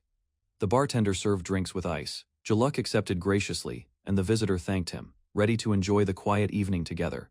Jaluk and the visitor sat at the bar. The visitor expressed excitement, wishing he had known about this place earlier. Jaluk offered a drink, suggesting the visitor stop staring and enjoy it. The visitor hesitated, then accepted. Both enjoyed the cocktails, surprised at their cool taste. Jaluk remarked on the novelty, while the visitor marveled at the flavor. The visitor praised the bartender's magic skills. Ludwig introduced himself and asked for the bartender's name. The bartender revealed her name as Elsie. Both Jaluk and Ludwig acknowledged the name, impressed by her skill and hospitality. Elsie asked for Jaluk's name. He introduced himself calmly as Zilk Lurin, catching her attention. Elsie recognized him as the magic toolmaker who invented the refrigerator. Zilk humbly downplayed his work, explaining it eased his own life. She studied Zilk and Ludwig closely, noting they didn't resemble each other much, despite sharing a surname. The observation surprised both men. Elsie commented on their appearance. Ludwig explained Zilk was his brother-in-law, and Zilk remained indifferent. Zilk reflected internally that, as the eldest son who never married, he had left responsibilities to his younger sibling. Ludwig observed Elsie quietly serving drinks. He was impressed by her calm and efficient handling of talkative customers. Zilk and Ludwig entered the bar. They were surprised when Elsie immediately recognized Zilk. 8, a familiar acquaintance, appeared and greeted Zilk warmly. Zilk was nonchalant, explaining 8 had recently started coming to the bar. Ludwig asked Zilk about the newcomer. Zilk remained composed, while Ludwig tried to understand the connection. 8 introduced himself as Zilk's friend. Zilk protested, explaining they had met many times, confirming a light-hearted friendship. 8 teased Zilk for acting cold while eating a drink. Zilk calmly defended himself, noting familiarity with others was rare. 8 looked at Zilk curiously, trying to understand his reserved nature. Zilk remained composed, observing quietly. 8 suddenly realized Zilk had good friends, expressing surprise and joy. Zilk listened silently, reflecting on the revelation. Elsie asked what drinks they wanted. Zilk and Ludwig responded quickly, 8 happily commenting on Zilk's friendly nature. Zilk inquired about Marietta at the market. 8 mentioned seeing him recently, confirming that Zilk's life intersected with familiar faces. At the bar, Zilk and his friends noticed a woman from their party. They observed her quietly, curious about her presence. 8 teased Zilk, noting how much time he had been spending with her lately. Zilk remained calm, sipping his drink. 8 remarked that Zilk seemed calmer than when they were at the lake. Zilk considered the comment thoughtfully. 8 asked if Zilk had said anything to Mariella. Zilk reflected on the recent events and her changed behavior. Zilk noted that unlike other women, he felt natural and relaxed around Mariella.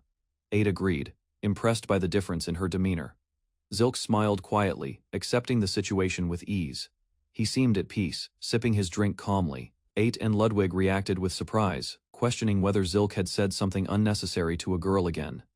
Zilk explained he was simply advising on maintaining distance from a freedom-loving bachelor. 8 listened, startled but intrigued.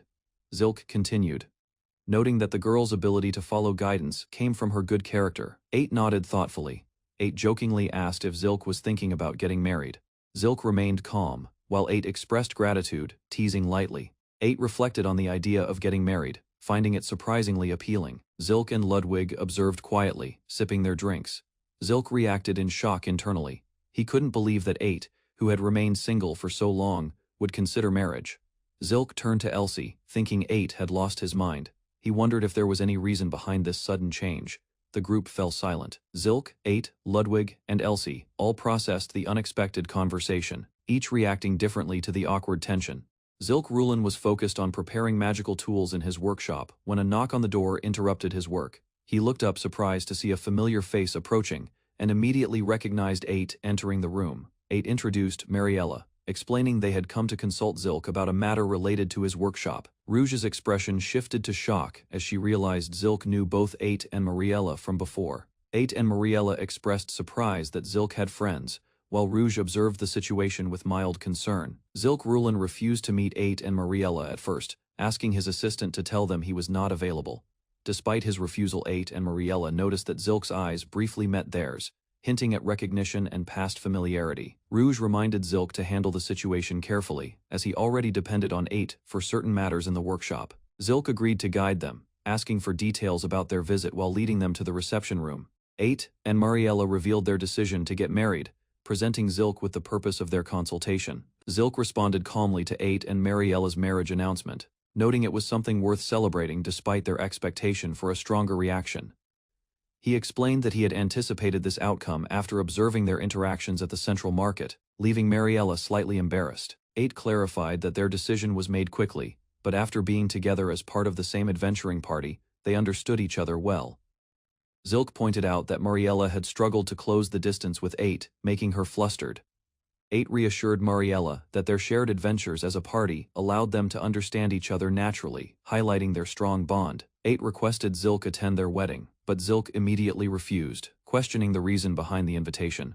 Mariella and 8 reacted in surprise, unsure why Zilk would decline such an important request. Zilk explained that his relationship with 8 and Mariella was limited, while they considered their bond meaningful despite limited encounters. 8 clarified that, despite appearances, his connection with Zilk was deep, reflecting their mutual understanding and shared experiences. He reminded Zilk that at their age, few remain single, emphasizing Zilk's value as a friend who shared similar views on life.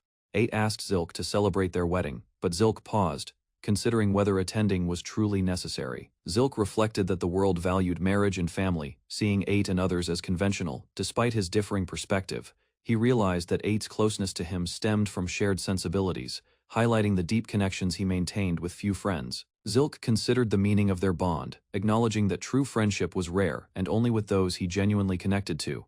8 asked why Zilk seemed upset, prompting Zilk to think quietly about the unusual nature of their shared understanding and friendship. Zilk explained that he chooses to live single and does not agree with the idea of marriage, refusing to attend the wedding.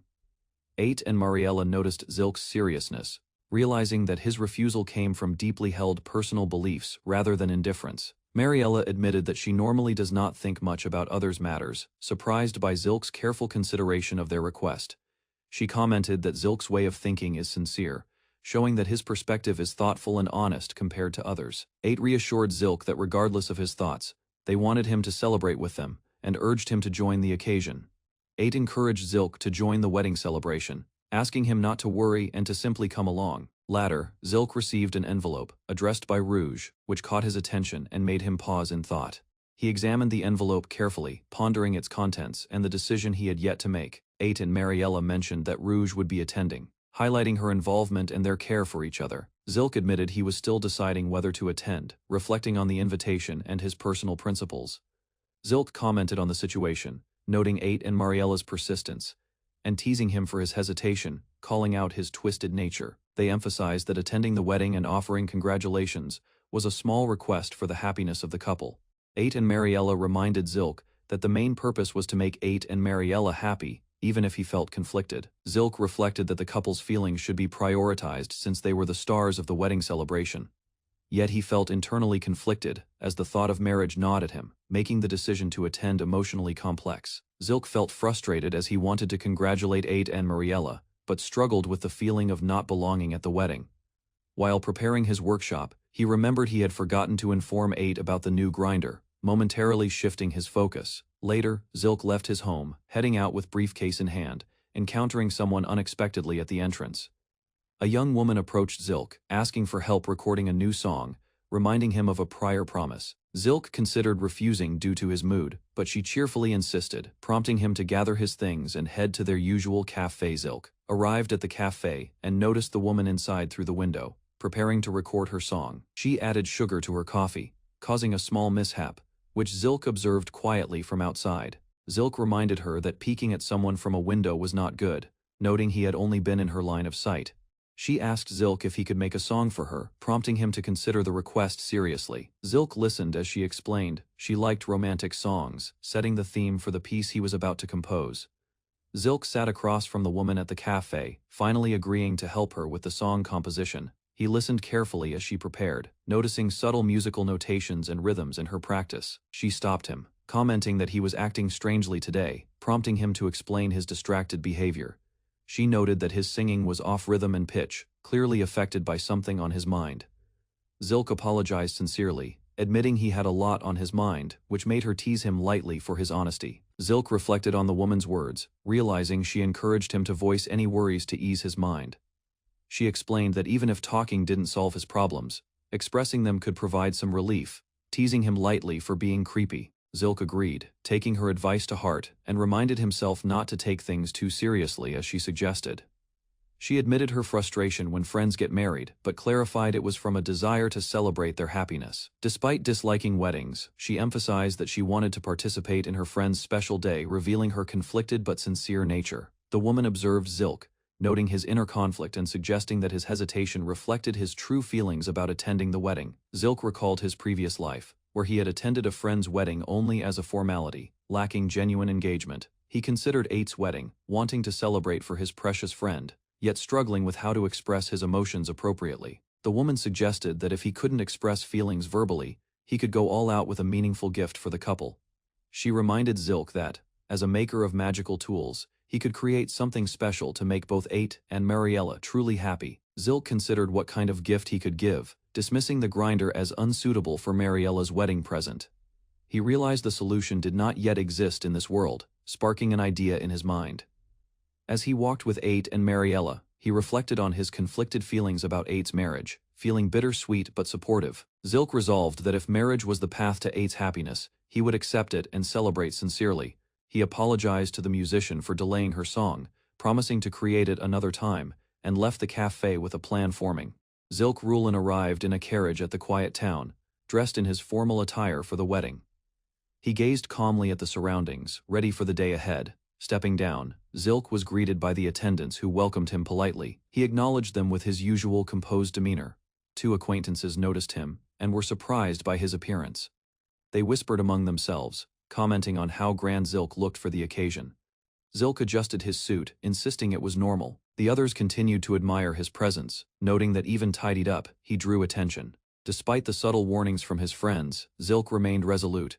He assured them he would stay out of trouble and enjoy the event quietly. As always, Zilk and his friends arrived at a towering, ornate church. The sunlight highlighted its spires, signaling the significance of the wedding taking place inside. They walked through the courtyard, noting the grandeur of the building. Zilk's companions discussed the groom's status, impressed by the wealth required for such a venue. Zilk recalled his usual adventures, preferring to work alone. He observed a brief skirmish outside the church and stayed composed, unaffected by the chaos. His friends remarked on his unusual combination of skills as both a top-ranked adventurer and a magical tool craftsman, prompting Zilk's quiet contemplation.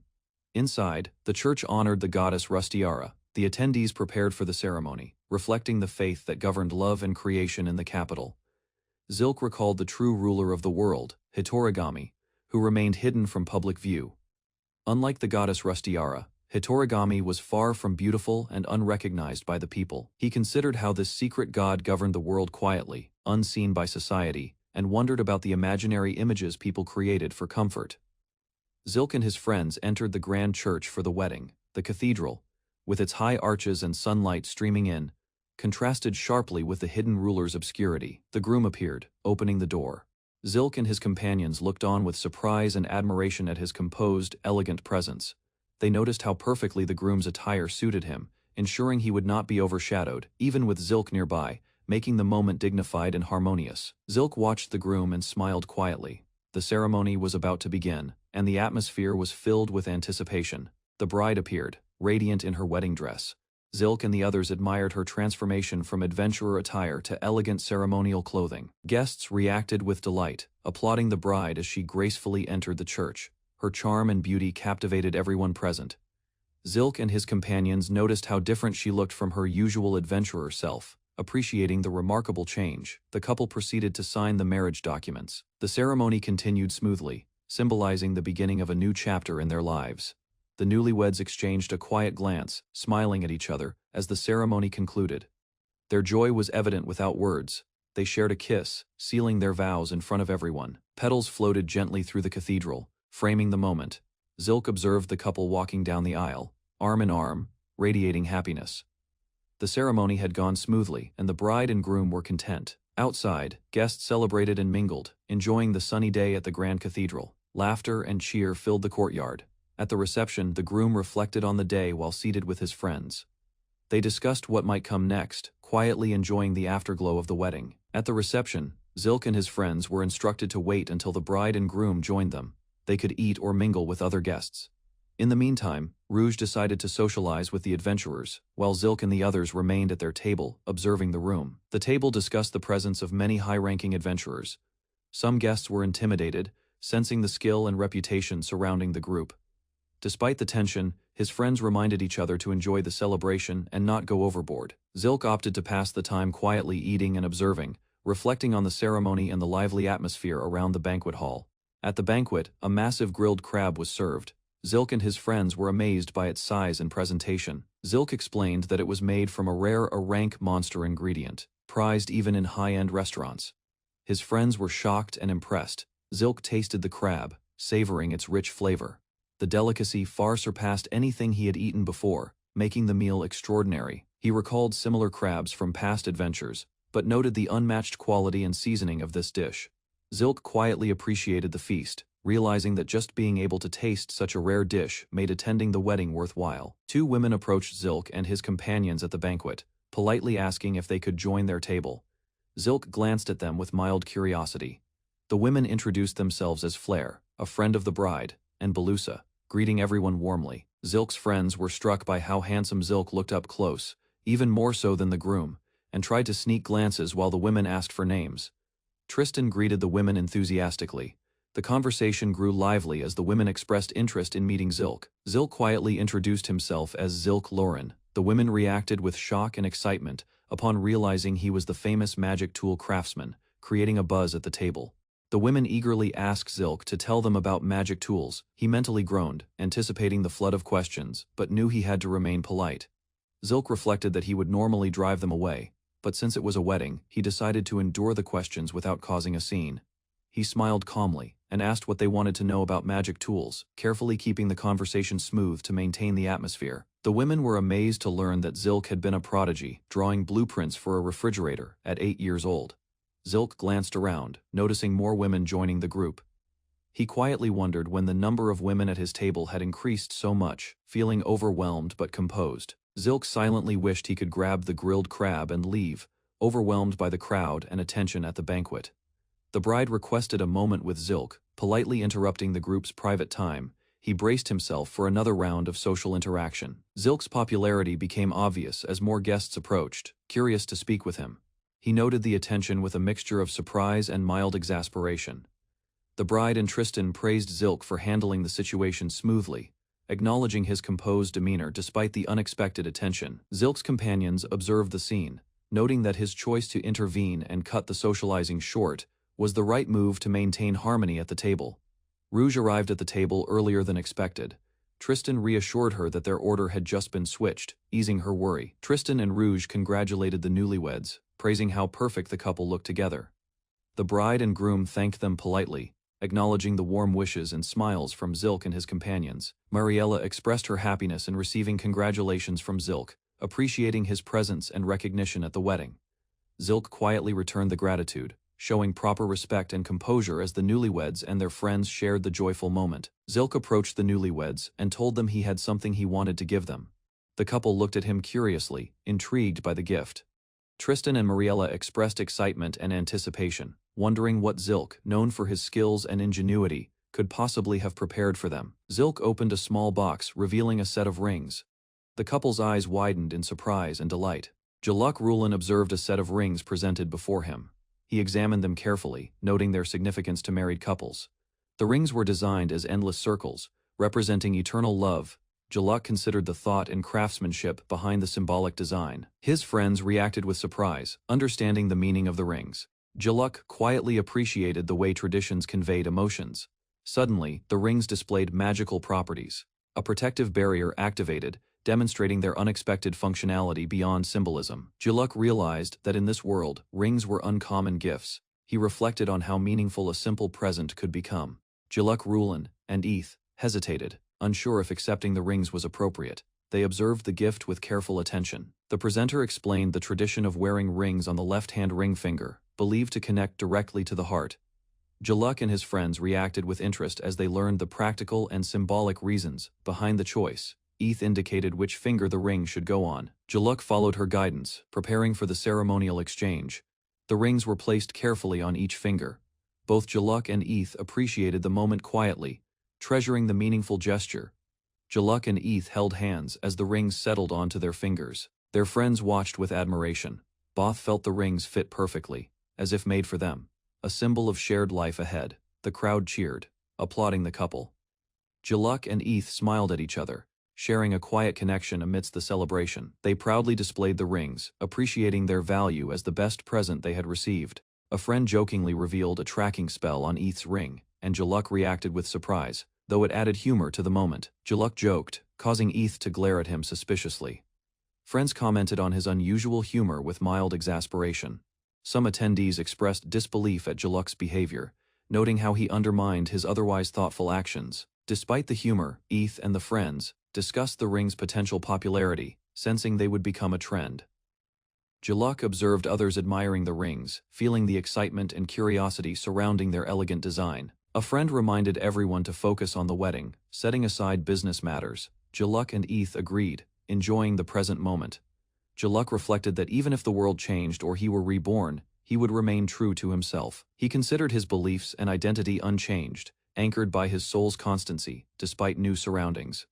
Jaluk and Eth smiled warmly, holding hands and sharing a quiet happiness, with their friends watching supportively. Their rings shone on their fingers, a symbol of commitment and the enduring bond between them. The scene shifted to peace at home. Life continued calmly, with Jaluk and Eth enjoying ordinary moments together.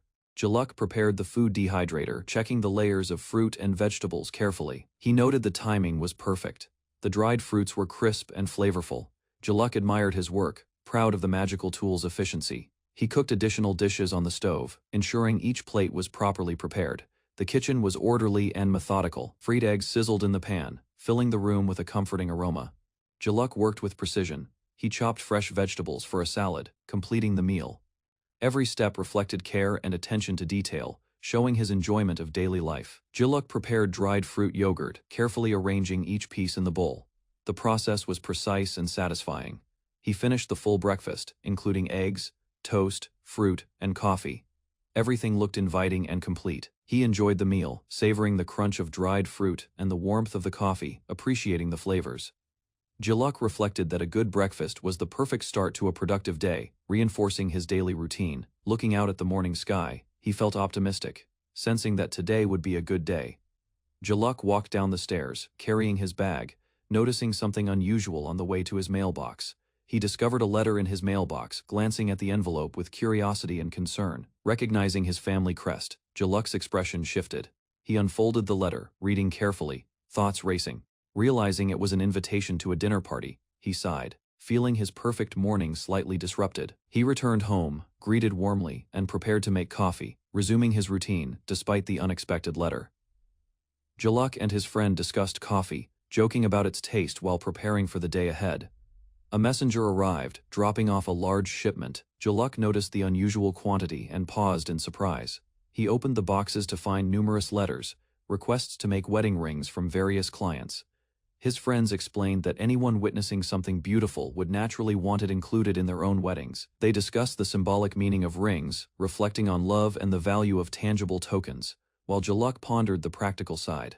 Jaluk's friends confronted him, frustrated and annoyed that he had suggested the idea yet criticized it. They explained that because of his suggestion, he now had to handle the growing number of wedding ring orders. Jaluk hesitated, reluctant to accept the responsibility, noting the majority of requests were from high-ranked adventurers. He insisted on his policy of not making things he didn't want to, maintaining his personal boundaries. His friends argued he could still benefit from the materials for magical tools, trying to persuade him to reconsider. Jaluk's friends encouraged him to take advantage of the wedding ring requests, emphasizing the potential to gain materials and resources. He reflected on the necessity of building connections with high-ranking adventurers to acquire rare magical stones and monster materials.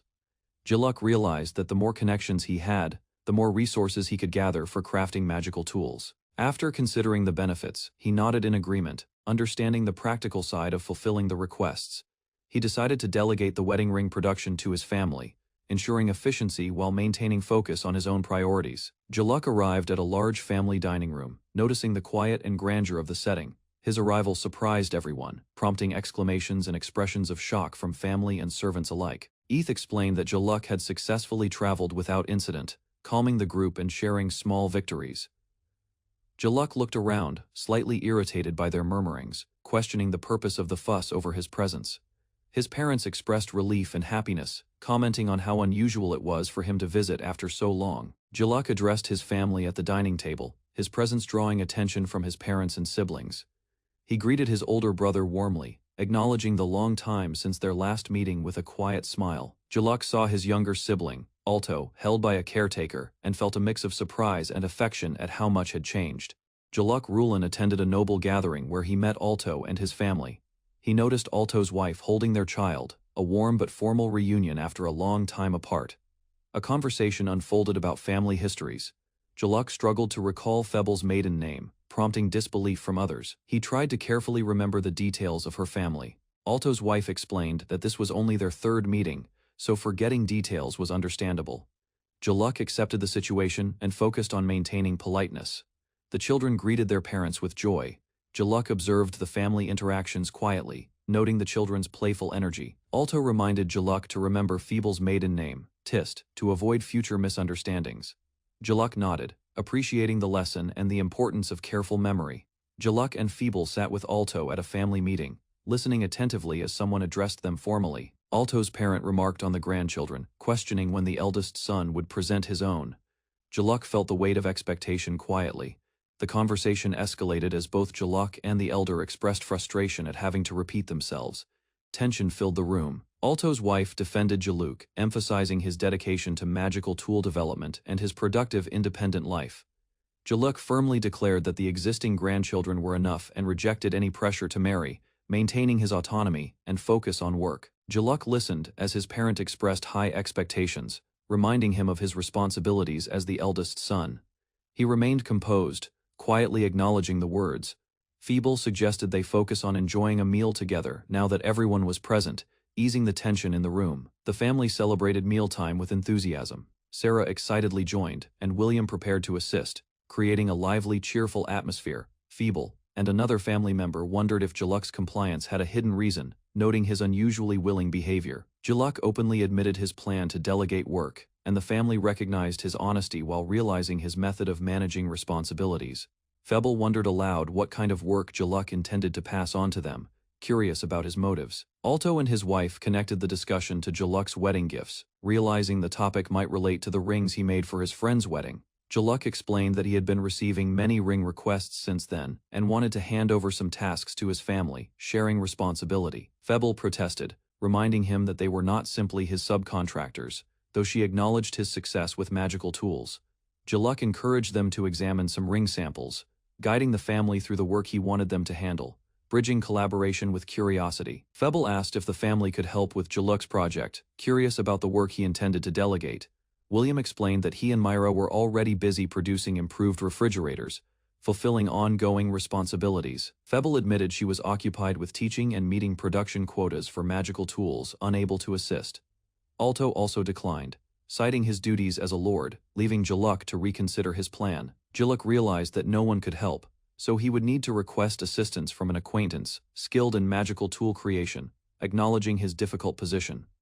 Feeble raised her hand, expressing her desire to try making the magical rings herself, surprising the family. Alto gently reminded her not to force herself, noting her responsibilities with raising Abel, while Febble reassured him that her health and energy had improved. Jaluk considered the request carefully and decided to let Febble take charge of producing the rings, giving her the opportunity she wanted. He added a condition: Febble would accept the production only if Jaluk attended the Aquinas family's party the following week. Jaluk was startled by Leonard's insistence that he personally accompany Febble, leaving him surprised, but willing to comply to ensure the project moved forward. Jaluk grimaced at the thought of attending social events, internally frustrated that Leonard insisted he participate, despite knowing his dislike for gatherings. His younger brother reminded him that refusing would be awkward, as Jaluk had many admirers among the nobles, making his presence necessary. Jaluk considered negotiating other conditions, hoping to find some compromise before agreeing.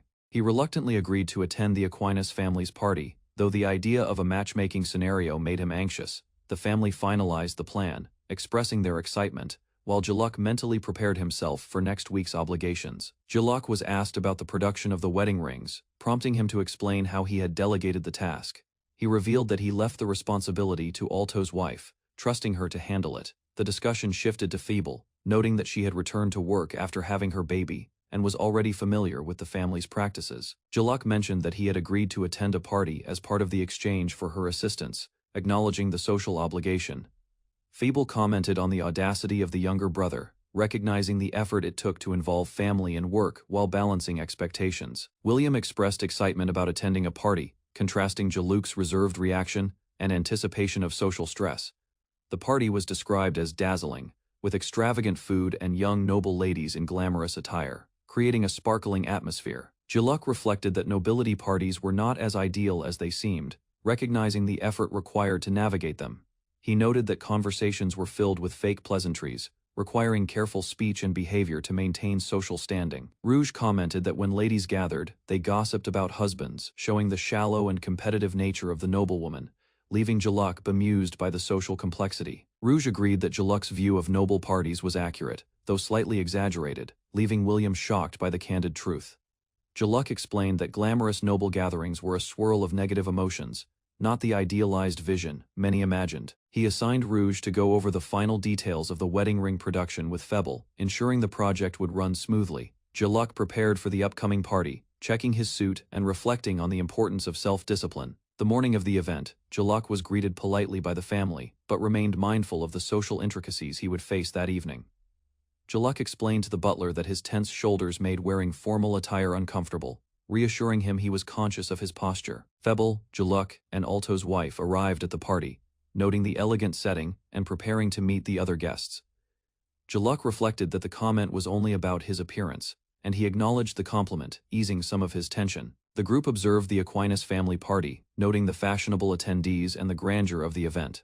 Jaluk commented that not everyone could be called fashionable, sharing a quiet judgment on the ostentatious displays among the guests. The ballroom was set, with tables arranged elegantly and dishes prepared, creating a festive and formal atmosphere.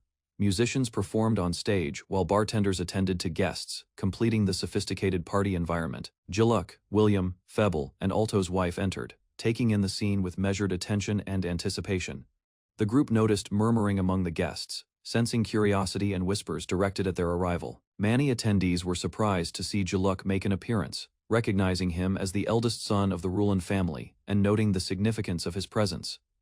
Febble reminded Jaluk that it had been a year since he last attended a party, emphasizing how unusual his presence was. Guests noticed Jaluk's arrival with excitement, recognizing him immediately and reacting with admiration and surprise. Leonard, welcoming him personally, noted that Jaluk's presence alone caused the crowd to buzz, showing that he remained as popular and respected as ever. Jaluk Rulin attended a grand party, walking into a hall filled with nobles. He recognized several familiar faces from his past, including Leonard Aquinas, who stood surrounded by friends.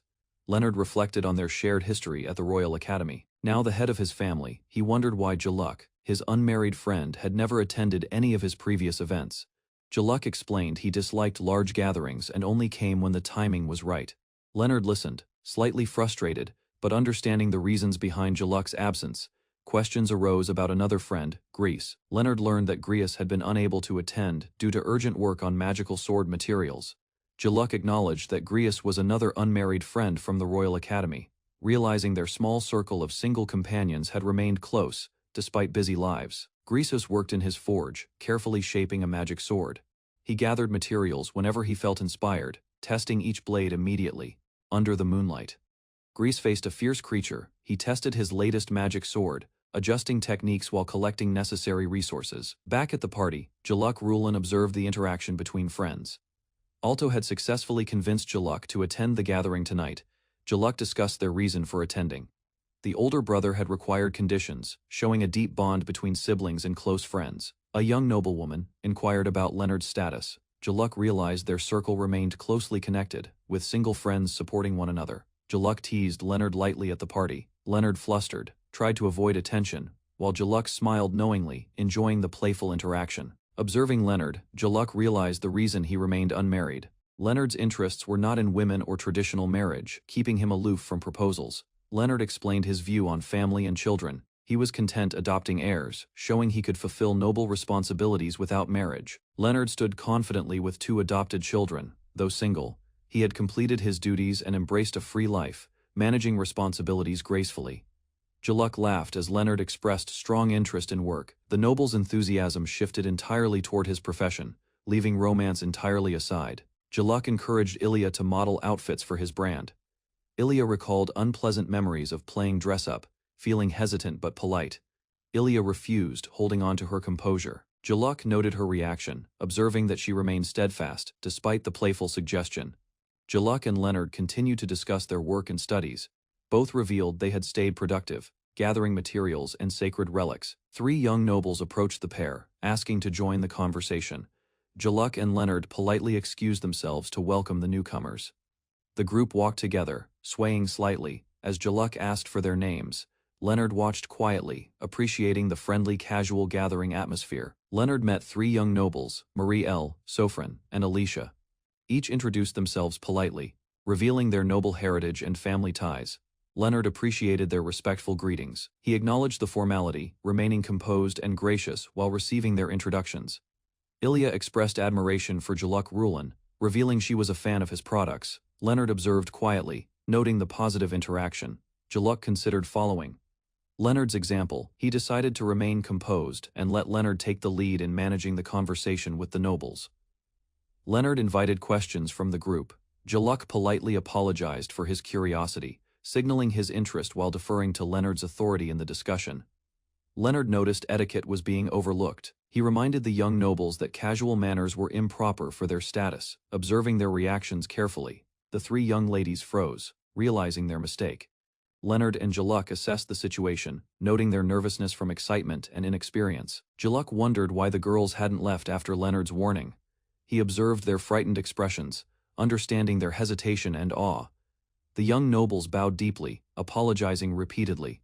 Leonard accepted their apologies and they quickly exited, humbled by the encounter. Leonard and Jaluk suggested the ladies rest in the lounge. The nobles agreed gratefully, relieved to follow the guidance of the experienced men. The young noblewoman explained that Leonard's polite demeanor created an unexpectedly intimidating aura. Jaluk observed silently as they walked away.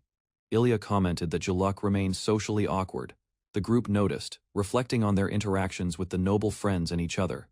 The women discussed Leonard's presence. To outsiders, he appeared the perfect bachelor, naturally attracting attention despite his disinterest in romance. Jaluk pointed out the unspoken rules among noblewomen. They agreed that the young ladies should have observed from a distance instead of approaching directly.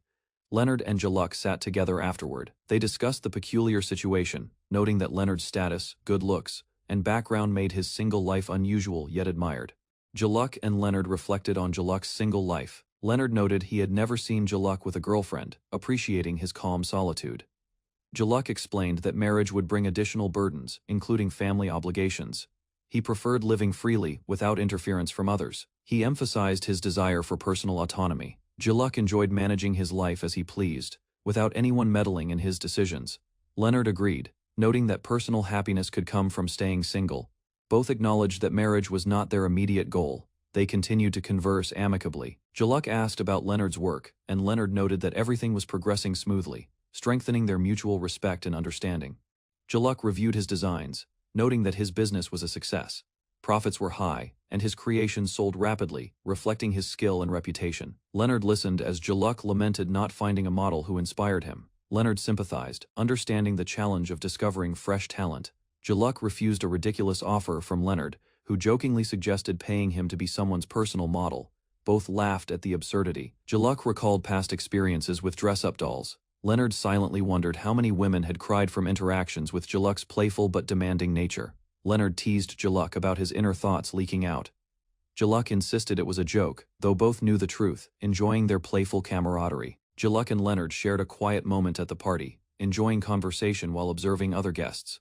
Both smiled, appreciating the calm. Leonard encouraged Jaluk to socialize more.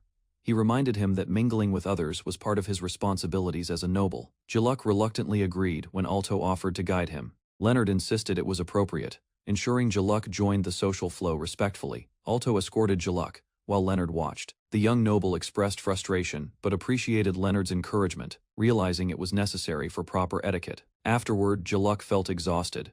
The interaction, though polite and playful, had taken a toll, leaving him physically drained but socially aware. Jaluk approached a table filled with women, catching their attention immediately.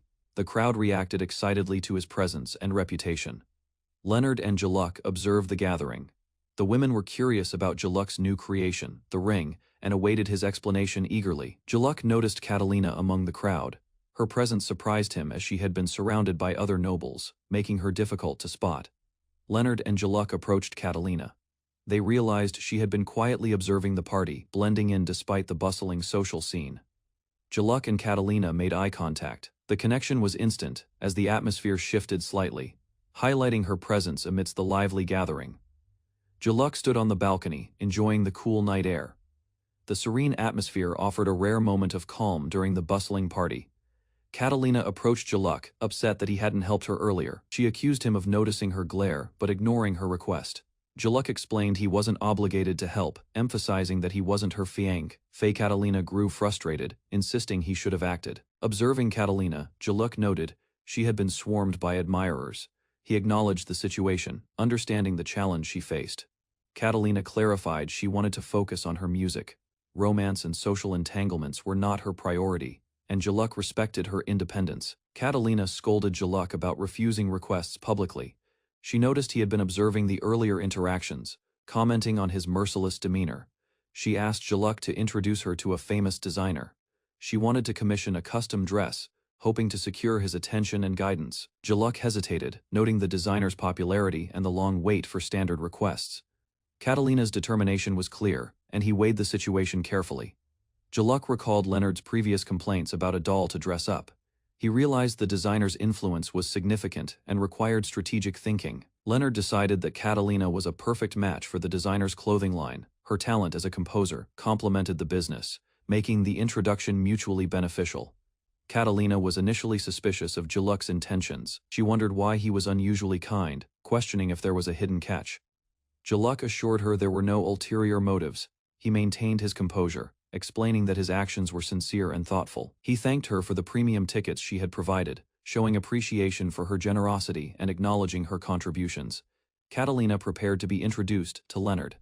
Jaluk facilitated the meeting, noting that such an introduction was rare and meaningful. Catalina formally greeted Leonard. She expressed her honor at meeting the famous Viscount Aquinas. While Jaluk watched the interaction with mild amusement, Leonard formally introduced himself to Catalina. He expressed gratitude for her talent as an up-and-coming composer, establishing a respectful connection. Catalina explained she wanted a custom dress designed for her performance. Jaluk observed the interaction carefully, noting her seriousness. Leonard agreed to design the dress. He invited her to visit his shop, pleased to assist a promising young talent. Jaluk whispered his approval to Leonard, recognizing Catalina's potential and her suitability as a client and muse for the designer. Leonard encouraged using Catalina as a dress-up doll, showing playful mentorship.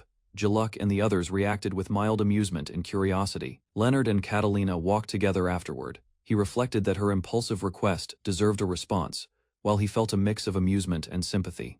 Jaluk Rulin arrived at the grand hall, observing the bustling crowd from the balcony.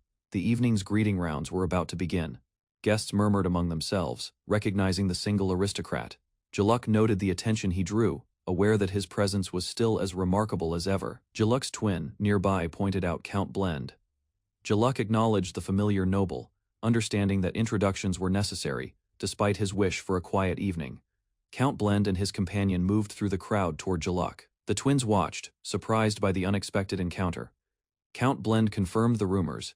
He had come specifically to see Jaluk, proving that even in another world, the single aristocrat remained a figure of intrigue and respect. Jaluk Rulin realized Count Blend's presence explained the crowd's excitement. Guests whispered about the unusual attendance of a count at a viscount's party. Alto Rulin, the younger Rulin family head, formally introduced himself to Count Blend. The count acknowledged the introduction, noting their connection through Jaluk. Count Blend expressed his hope to maintain friendly relations with Alto, highlighting his respect for Jaluk and the Rulin family. Alto reflected that his older brother rarely appeared at events like this, making the encounter with Count Blend unusual but welcome. The conversation shifted to magic tools. Both Alto and Count Blend confirmed they were craftsmen, though Alto worked at his family's workshop while Jaluk had his own. Their shared craft solidified a budding connection. Jaluk explained his preference for creativity over mass production. Count Blend and the others understood the need for a freer working environment. Count Blend asked about the coffee mill. Jaluk responded politely, noting he would discuss it later, when time permitted. Jaluk ensured the coffee was working smoothly for Count Blend, who appreciated the consistent quality, enjoying coffee daily thanks to Jaluk. Blend suggested selling the coffee mills commercially. Jaluk admitted he had been busy but planned to sell them eventually. Blend requested 50 automatic and 50 manual mills, wanting to share Jaluk's coffee creations with friends who loved the homemade coffee. Count Blend requested the coffee mills be ready within 2 weeks for the next tea party, emphasizing urgency politely. Jaluk expressed concern about the tight 2-week schedule, calculating how to meet the deadline while maintaining quality craftsmanship. Blend offered to purchase the mills at double price and promised support if Jaluk faced any difficulties in production. Jaluk considered the Count's support invaluable. He believed he could manage the order alone but welcomed assistance from others. Jaluk noted his workshop had few employees, but planned to enlist his younger brother Alto's help to complete the order. Jaluk contemplated the Count's request, considering how to prepare the 50 automatic and 50 manual coffee mills in time. Alto observed Jaluk's reaction, noticing his concern about completing the order within 2 weeks. Evaluating the feasibility of the task, Jaluk agreed to help Count Blend, and confirmed he would personally ensure the order was completed, acknowledging the Count's support. Alto questioned the complexity of coffee mills, reassured by Jaluk that they were manageable and not magical, simplifying their approach. Jaluk thanked his older brother for assistance. Both resolved to meet the deadline, confident in teamwork and shared expertise with Alto. Alto acknowledged his older brother's consideration. Jaluk had carefully managed the coffee mill order to benefit both the family and nobles. Alto understood that forming connections with high-ranking nobles strengthened the family's position. The opportunity was advantageous for him as head. Jaluk admitted he had tested Alto with responsibilities, pushing him to grow. Alto recognized his brother's guidance and lessons. Jaluk encouraged Alto to attend social gatherings more often. He explained that visits and events were separate matters requiring distinct effort. The next day, Alto began handling the coffee mill order efficiently. Rouge assisted while Jaluk updated the orders from other nobles.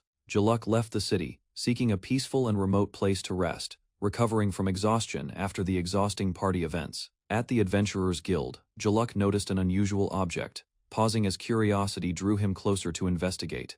A heavily armored adventurer approached, recognizing Jaluk. Jaluk responded cautiously, asking the adventurer's identity and purpose in approaching him. The adventurer expressed surprise at Jaluk's lack of recognition, prompting Jaluk to explain he did not know who they were. A female mage nearby speculated that the helmet might obscure Jaluk's identity. Jaluk and the adventurer acknowledged the unusual misunderstanding. Jaluk still did not recognize the armored adventurer. He repeated that he did not know who the person before him was. The armored adventurer grew frustrated, insisting they had met at Eth's wedding. Jaluk remained confused, unable to recall the event. Jaluk apologized, explaining he had difficulty remembering faces and names. The female mage observed, noting the adventurer's attempts to be recognized. The armored adventurer demanded Jaluk memorize him immediately. He emphasized that they had attended the same party as Eth and Mariella. The mage introduced herself as Karen, Gwain's party member. Jaluk nodded, promising to remember Gwain, clarifying the identities of the adventurers. Jaluk politely thanked Gwain and Karen for not forcing him to memorize names. He appreciated their consideration and respectful approach. Gwain revealed their purpose, discussing wedding rings. Jaluk, still confused, asked for clarification while processing their request. Karen intervened, noting that Gwain's outburst alone was insufficient to convey the message. Jaluk listened carefully to her explanation. Gwain clarified their intent, to properly thank Jaluk for the present given to Eth and Mariella. Karen supported him. Jaluk acknowledged their gratitude calmly. He realized they went to considerable trouble just to express thanks. Impressed by their kindness, Gwain suggested forming a party with Jaluk. Jaluk turned away, questioning the proposal and asking what the new request involved. Jaluk declined, stating his principle of not joining a party with anyone. Gwain seemed surprised, but listened respectfully. Karen acknowledged Jaluk's refusal. They agreed not to force him, respecting his decision while observing his calm demeanor. Gwain waved farewell, encouraging Jaluk to contact him if he ever changed his mind. Jaluk reflected on their energy. Jaluk examined the assignment board at the Adventurers Guild, preparing to choose tasks while processing the earlier party interaction. Melina, a new guild staff member, introduced herself to Jaluk, apologizing for the late introduction while presenting a report. Melina offered information about the Eastern Forest. Jaluk noted he had just been assigned to the guild and listened attentively. Jaluk declined the explanation, thinking independently. He preferred collecting his own information rather than relying on reports from others. Jaluk explained that he made decisions based on his own judgment, carefully analyzing data rather than blindly trusting other people. Melina bowed politely, promising to work hard to prove herself. Jaluk reflected that guild employees faced challenging duties requiring diligence. Jaluk observed the guild lobby. Melina mentioned Vivian Senpai, and inquired about Jaluk's documents, confirming the staff interactions and workflow. Melina expressed concern that Jaluk had turned down assistance. Another guild member asked about the rejected documents, noting his independence. Melina praised Jaluk for remaining composed despite his documents being returned. She admired his restraint and professional demeanor in the guild. Melina revealed her admiration, declaring Jaluk extremely handsome. She expressed her fascination while blushing and emphasizing his impressive qualities. Melina detailed Jaluk's achievements: talented artificer, noble family son, skilled in combat, B-rank adventurer, and overall highly attractive and capable. Melina felt excitement building, declaring Jaluk wonderful despite occasional rudeness. She was eager to see the future interactions unfold. Karen, observing Melina, questioned her feelings toward Jaluk. Melina hesitated, nervously considering her own emotions and intentions. Melina boldly confessed romantic interest in Jaluk, surprising everyone nearby, declaring her feelings loudly and proudly for all guild members to hear. Jaluk prepared to travel to the Eastern Forest. He noted that his journey should proceed without any complications or issues. Melina strategized, planning to declare her interest early to rival women, shocking the other guild members who witnessed her boldness. Melina explained that Jaluk was the only remaining guild member who met her ideal husband criteria, as Eth had married recently. Melina asked if other senior staff members were interested in Jaluk. The girls reacted quickly, indicating they had learned their lesson. Melina noted that learning a lesson implied previous romantic interest in Jaluk. She reviewed her list of love rivals carefully. Melina admired Jaluk's qualities despite his unfriendly demeanor. She recognized he possessed traits many women sought, yet remained hard to read. Melina confessed she liked Jaluk's personality flaws. She considered them part of his charm, making him even more appealing in her eyes. Melina exclaimed that Jaluk had an extremely attractive face. She admired his appearance and expressed excitement with sparkling enthusiasm. Jaluk reminded her to ensure her feelings did not interfere with his work. Melina promised to be supportive while cheering him on. Jaluk Rulin walked through the quiet forest, enjoying the pleasant weather and the calm of his solo journey. Suddenly, a pack of gray wolves appeared, surrounding him and growling with menacing intent. Jaluk calmly summoned his magic, forming intricate protective barriers around his hands, preparing for the imminent threat. He unleashed a precise spell, shattering rocks in the path of the wolves, creating obstacles that slowed their advance. The wolves recoiled, giving Jaluk space to continue his peaceful exploration, undisturbed, as he moved forward with confidence. Jaluk faced the wolves calmly as they lunged, raising his hand to prepare a defensive move. Using the Ring of Shock, he struck precisely, sending the wolves flying backward with controlled force. The fallen wolves lay motionless, defeated, as Jaluk prepared to take what he needed to show his victory. He continued through the forest, observing the tranquil lake and the quiet wildlife around him. Jaluk reflected on the contrast between the peaceful countryside and the busy city, valuing his leisurely, self-sufficient life. Jaluk adjusted his lantern while reflecting on the challenges of a full countryside life without modern conveniences. He decided to spend his days in the quiet countryside to recover from the stress of city life. While walking, he noticed familiar surroundings and realized he kept encountering someone unexpectedly, though today they were absent. Jaluk carefully inspected the campsite, checking the area and preparing for any surprises. He sensed a presence nearby and cautiously approached, worrying that the gray wolves might have returned. Jaluk noticed a faint scent of blood and realized the wolves might have followed him from before. He turned sharply and saw a familiar figure approaching, recognizing a friend he hadn't expected to meet. They met again unexpectedly, laughing at their repeated coincidental encounters, despite not planning to meet. Jaluk's friend explained the strange feeling that brought him to the same place at the same time. Jaluk asked about Mariella, noticing her absence, while the friend reassured him, continuing their casual conversation in the quiet countryside. Jaluk realized Mariella had given him time alone on purpose, appreciating her understanding of his need for personal space. He reflected that a friend's advice had helped him enjoy the peaceful countryside without distraction. Jaluk offered his coffee grinder for sale, sparking immediate interest from his friend, who was eager to buy it. He explained he had both a manual and automatic grinder, prompting his friend to insist on buying both. They tested the grinders together, with the friend delighting in crushing the beans while Jaluk observed, content with their relaxed interaction. Jaluk and his friend continued grinding coffee beans together, sharing the task in companionable silence. The friend showed Jaluk the ring he always wore, a gift he had received from him long ago. Jaluk scolded him lightly for speaking in a way that sounded as if he had forced him to wear it, and his friend apologized. They discussed past events, with Jaluk reminding him not to keep thanking him for helping reach the wedding. The friend insisted on expressing gratitude again, and Jaluk reflected on how even the guild members had praised him similarly, showing the lasting impact of his actions. Jaluk's friend mentioned that Gawain likely rushed ahead and that they had been invited on a hunt together. They shared coffee, with the friend adding sugar, joking that the cost was on them for the morning gathering. Jaluk reminded his friend that any personal matters were between him and his party, not Jaluk. He offered a listening ear, assuring his friend that if he ever wanted to talk, he would support him. They enjoyed the coffee together, laughing as the friend admitted he would seek Jaluk's support when needed, appreciating the relaxed companionship. Jaluk's friend complimented his coffee, prompting Jaluk to smile as he handled a package carefully. Inside the box was a large, well-prepared chicken, leaving his friend amazed at the quality and effort. Jaluk explained he had smoked the chicken lightly to enhance the flavor, while his friend admired his dedication.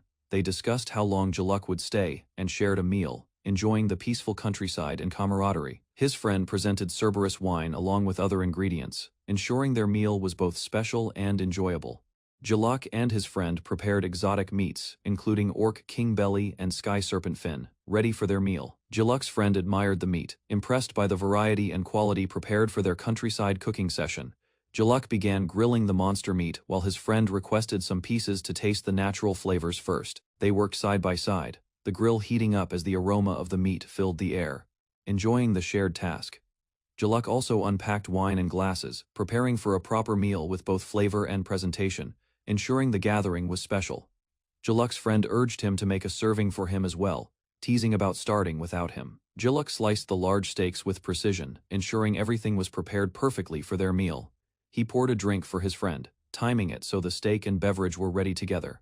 Jaluk suggested they start with a plain piece of steak, setting the first bite in order. Both men enjoyed the meat, noting its fresh, satisfying texture, comparing it to biting into crisp vegetables as they savored their meal. Jaluk tasted the orc king meat, noting how sweet the fat was, and how it melted in his mouth without a gamey smell. He cheered, calling it fantastic, and planned to combine the orc king's flavor with whiskey for a unique taste.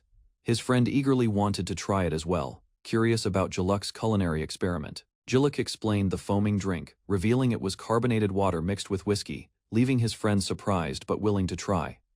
Both men sipped the drink, enjoying the unusual combination, with his friend's reaction showing delight at Jaluk's inventive pairing. Jaluk's friend discovered the fizzy whiskey drink, amazed at the tingling sensation and refreshing taste. Jaluk explained that mixing whiskey with carbonated water creates a highball, a light and enjoyable beverage. His friend asked where he could buy carbonated water, and Jaluk admitted it wasn't available in stores. Jaluk revealed he had stumbled upon a magical item that produced the sparkling drink, showing it to his friend. The friend reacted with excitement, astonished by the magical item and its ability to create such a unique beverage. Jaluk's friend pleaded to buy the magical item, astonished by its existence. But Jaluk refused. The friend offered to pay double, yet Jaluk firmly declined, determined not to sell it. Jaluk suggested trading some of the Orc King meat instead, and his friend reluctantly agreed. Seeking at least the carbonated water, they struck a deal, shaking hands, and ordered another round, continuing their enjoyable meal together. Jaluk prepared the sky serpent fin next, highlighting its beautiful pink cross-section, delighting his friend with the next delicacy. Jaluk tasted the sky serpent fin, noting it was chewier than expected but flavorful and light. He compared it with his friend, recognizing the lean quality and enjoying the different taste from the Orc King meat. His friend requested some of the roast chicken, and Jaluk suggested adding wasabi and soy sauce for extra flavor. They both eagerly dug in, savoring each bite of the well-prepared meats. Jaluk checked the smoked Orc King meat, realizing something went wrong, and his friend reacted with shock at the mistake. Jaluk's friend panicked, realizing he was out of highball, and insisted that it was barbaric to eat the delicious meat without alcohol, prompting a playful scolding from Jaluk. They sat by the lake, enjoying the view and reminiscing. Jaluk reflected that marriage hadn't changed his personality, maintaining his carefree and easygoing nature, while continuing to appreciate quiet moments with friends. Jaluk Rulin walked through the bustling streets, observing the daily life of the city. The sun began to set, casting long shadows over the cobblestones. He thought about his friend's plans, and realized his freedom was slightly limited by his wife, Mariella. He considered going to a bar but decided he was done for the day. Reflecting on the advantages and disadvantages of marriage, Jaluk acknowledged the comfort of evenings spent with his wife, but also the restrictions it brought. With sudden determination, Jaluk turned and headed home, moving quickly through the streets, unwilling to delay his return. His companion watched as he departed, disappointed by the change in plans. Jaluk's mind was on Elsie and the small joys he could still enjoy at home. Jaluk's companion confronted him, commenting on his obligations as a married man. Jaluk remained calm, acknowledging his wife's influence. Jaluk insisted it was a joke, while his friend decided to accompany him to the bar despite prior plans. They walked together, debating married life. Jaluk's companion expressed frustration, and Jaluk reflected on the difficulties of adjusting to marriage. At home, Mariella awaited, considering how upsetting it would be if her husband stayed out late after marriage. Eth's freedoms became limited, understanding responsibilities. Choices he could pursue were constrained, as he willingly refrained from acting on personal desires. Jaluk realized his choices influenced not only himself but also his friends. They observed his decisions carefully, mirroring his behavior. Eth walked alone, understanding that married friends' time must be respected. Unmarried companions should consider domestic responsibilities before inviting them out. Jaluk reflected on freedom. Marriage would bind him for decades, so he cherished being single, free, and independent from obligations. He entered a quiet bar greeted by a bartender. The evening began with calm anticipation of ordinary pleasures. The bartender noticed a new scent. Jaluk paused, observing her reaction, hinting that small surprises would shape their interaction tonight. Jaluk reassured the bartender about the faint odor. Only acute senses could notice it, so there was no cause for concern. The bartender asked for clarification about smoked food. Jaluk prepared to explain the cooking method, catching her attention. He described the process: food smoked using dried wood, the aroma-infused flavors, demonstrating a cooking technique uncommon in their region. The bartender listened carefully, considering this unusual culinary style. Jaluk noted its rarity and demonstrated polite confidence in his explanation. Finally, Jaluk offered the bartender a taste. She hesitated, curious to experience the smoked flavor he prepared, and suggested trying. Jaluk presented the smoked dish he prepared. The bartender noticed the exotic ingredients, curious if it included meat from unusual creatures. She commented that high-ranking adventurers rarely enjoyed meals together properly. Jaluk listened attentively, hoping the dish would change her perspective. The bartender sniffed the meat and took a bite. Jaluk observed her reaction closely, gauging her response to the flavors. Her expression brightened, approving the dish. She expressed her liking, confirming the smoked meat met her expectations and tasted delicious. Jaluk suggested pairing it with red wine or dry sake, considering complementary drinks to enhance the smoky aroma and flavor. Jaluk asked the bartender if she had sake. He hoped to complement the smoked dish with an appropriate drink. She explained that sake similar to Japan's originated in the Far East. Jaluk considered this cultural import carefully. Products from the Far East were recently introduced. Diplomatic relations allowed new imports, expanding Jaluk's options for beverages and experiences. He realized Elsie must have acquired a Far Eastern sake. Jaluk contemplated the timing and rarity of this imported product. The bartender confirmed she had sake. She presented the bottle to Jaluk, inviting him to enjoy it alongside his appetizers. Sake was poured into cups with care. The liquid reflected soft light, signaling the start of Jaluk's tasting experience. Jaluk asked the bartender about the brand and variety. He wanted to fully understand the drink before sampling it. She explained it was Haru no Megumi, a Daginjo shu made from rice koji, and brewing alcohol. Jaluk considered how the rice polishing below 50% clarified the sake. It paired well with smoked dishes. Both raised their cups in silent acknowledgement. Jaluk prepared to enjoy the carefully paired flavors with the smoked meat. Jaluk sipped the sake. The dry, sharp taste followed the rice's sweetness, complementing the smoked meat perfectly. He and the bartender discussed how the sake's dry quality retained rice's mellow flavor, enhancing the overall tasting experience together. Jaluk combined the smoked meat and sake. The flavors merged subtly, creating a new taste richer than either alone. Both acknowledged the pairing's success. The bartender confirmed the sake complemented the smoked meat as expected, satisfying Jaluk's experiment. He thought of his absent friend Eth, imagining the sake's enjoyment shared. The moment highlighted his solitary yet peaceful evening. Jaluk asked where to buy smoked food. The bartender smiled, explaining she made them herself, unavailable anywhere else. He requested to purchase some for his shop. The bartender considered using luxurious ingredients unnecessary, offering guidance instead. She clarified the route to the sake shop. Jaluk listened carefully, noting her instructions and understanding there was a condition. She gave a written referral to the shop owner, ensuring Jaluk could buy smoked food without confusion. Jaluk acknowledged the instructions, planning to visit the shop tomorrow. He appreciated the clarity and simplicity of the solution. Before leaving, he asked what else could be smoked. The bartender encouraged him to explore and discover new creations. Jaluk Rulin walked through the bustling shopping district, observing the lively crowd and colorful stalls. He held a small map and carefully checked his route, determined to reach his destination without getting lost. After a few turns, he paused, realizing the streets were unusually empty. Doubt crept in as he questioned whether he had taken the wrong path. Finally, he spotted the building he had been searching for, a traditional structure standing quietly at the end of the lane. Inside, Jaluk examined exotic items from the Far East, appreciating their craftsmanship and considering which pieces would enhance his collection. Jaluk entered the store and noticed a display of swords. He paused, wondering why sake would be sold here. A woman greeted him warmly. She asked if he was interested in Far Eastern culture, drawing his attention to the exotic items. Jaluk explained he came for sake, and she clarified that special ingredients paired well with it. He carefully selected smoked cheese, thinking it would complement the drink. The woman tasted the cheese and smiled, confirming it was indeed fragrant and ideal with sake. Jaluk politely apologized for the misunderstanding, appreciating the guidance and the unexpected encounter in the shop. Jaluk introduced himself to the shop owner, Homura, who explained that the store was called Azumaya. Homura was surprised by Jaluk's noble status, and he politely reassured her that there was no need for formalities. She reacted with curiosity and slight clumsiness, realizing that nobles might visit the shop more often than she expected. Outside, they discussed why the shop was located in a remote area, despite its unique Far Eastern goods.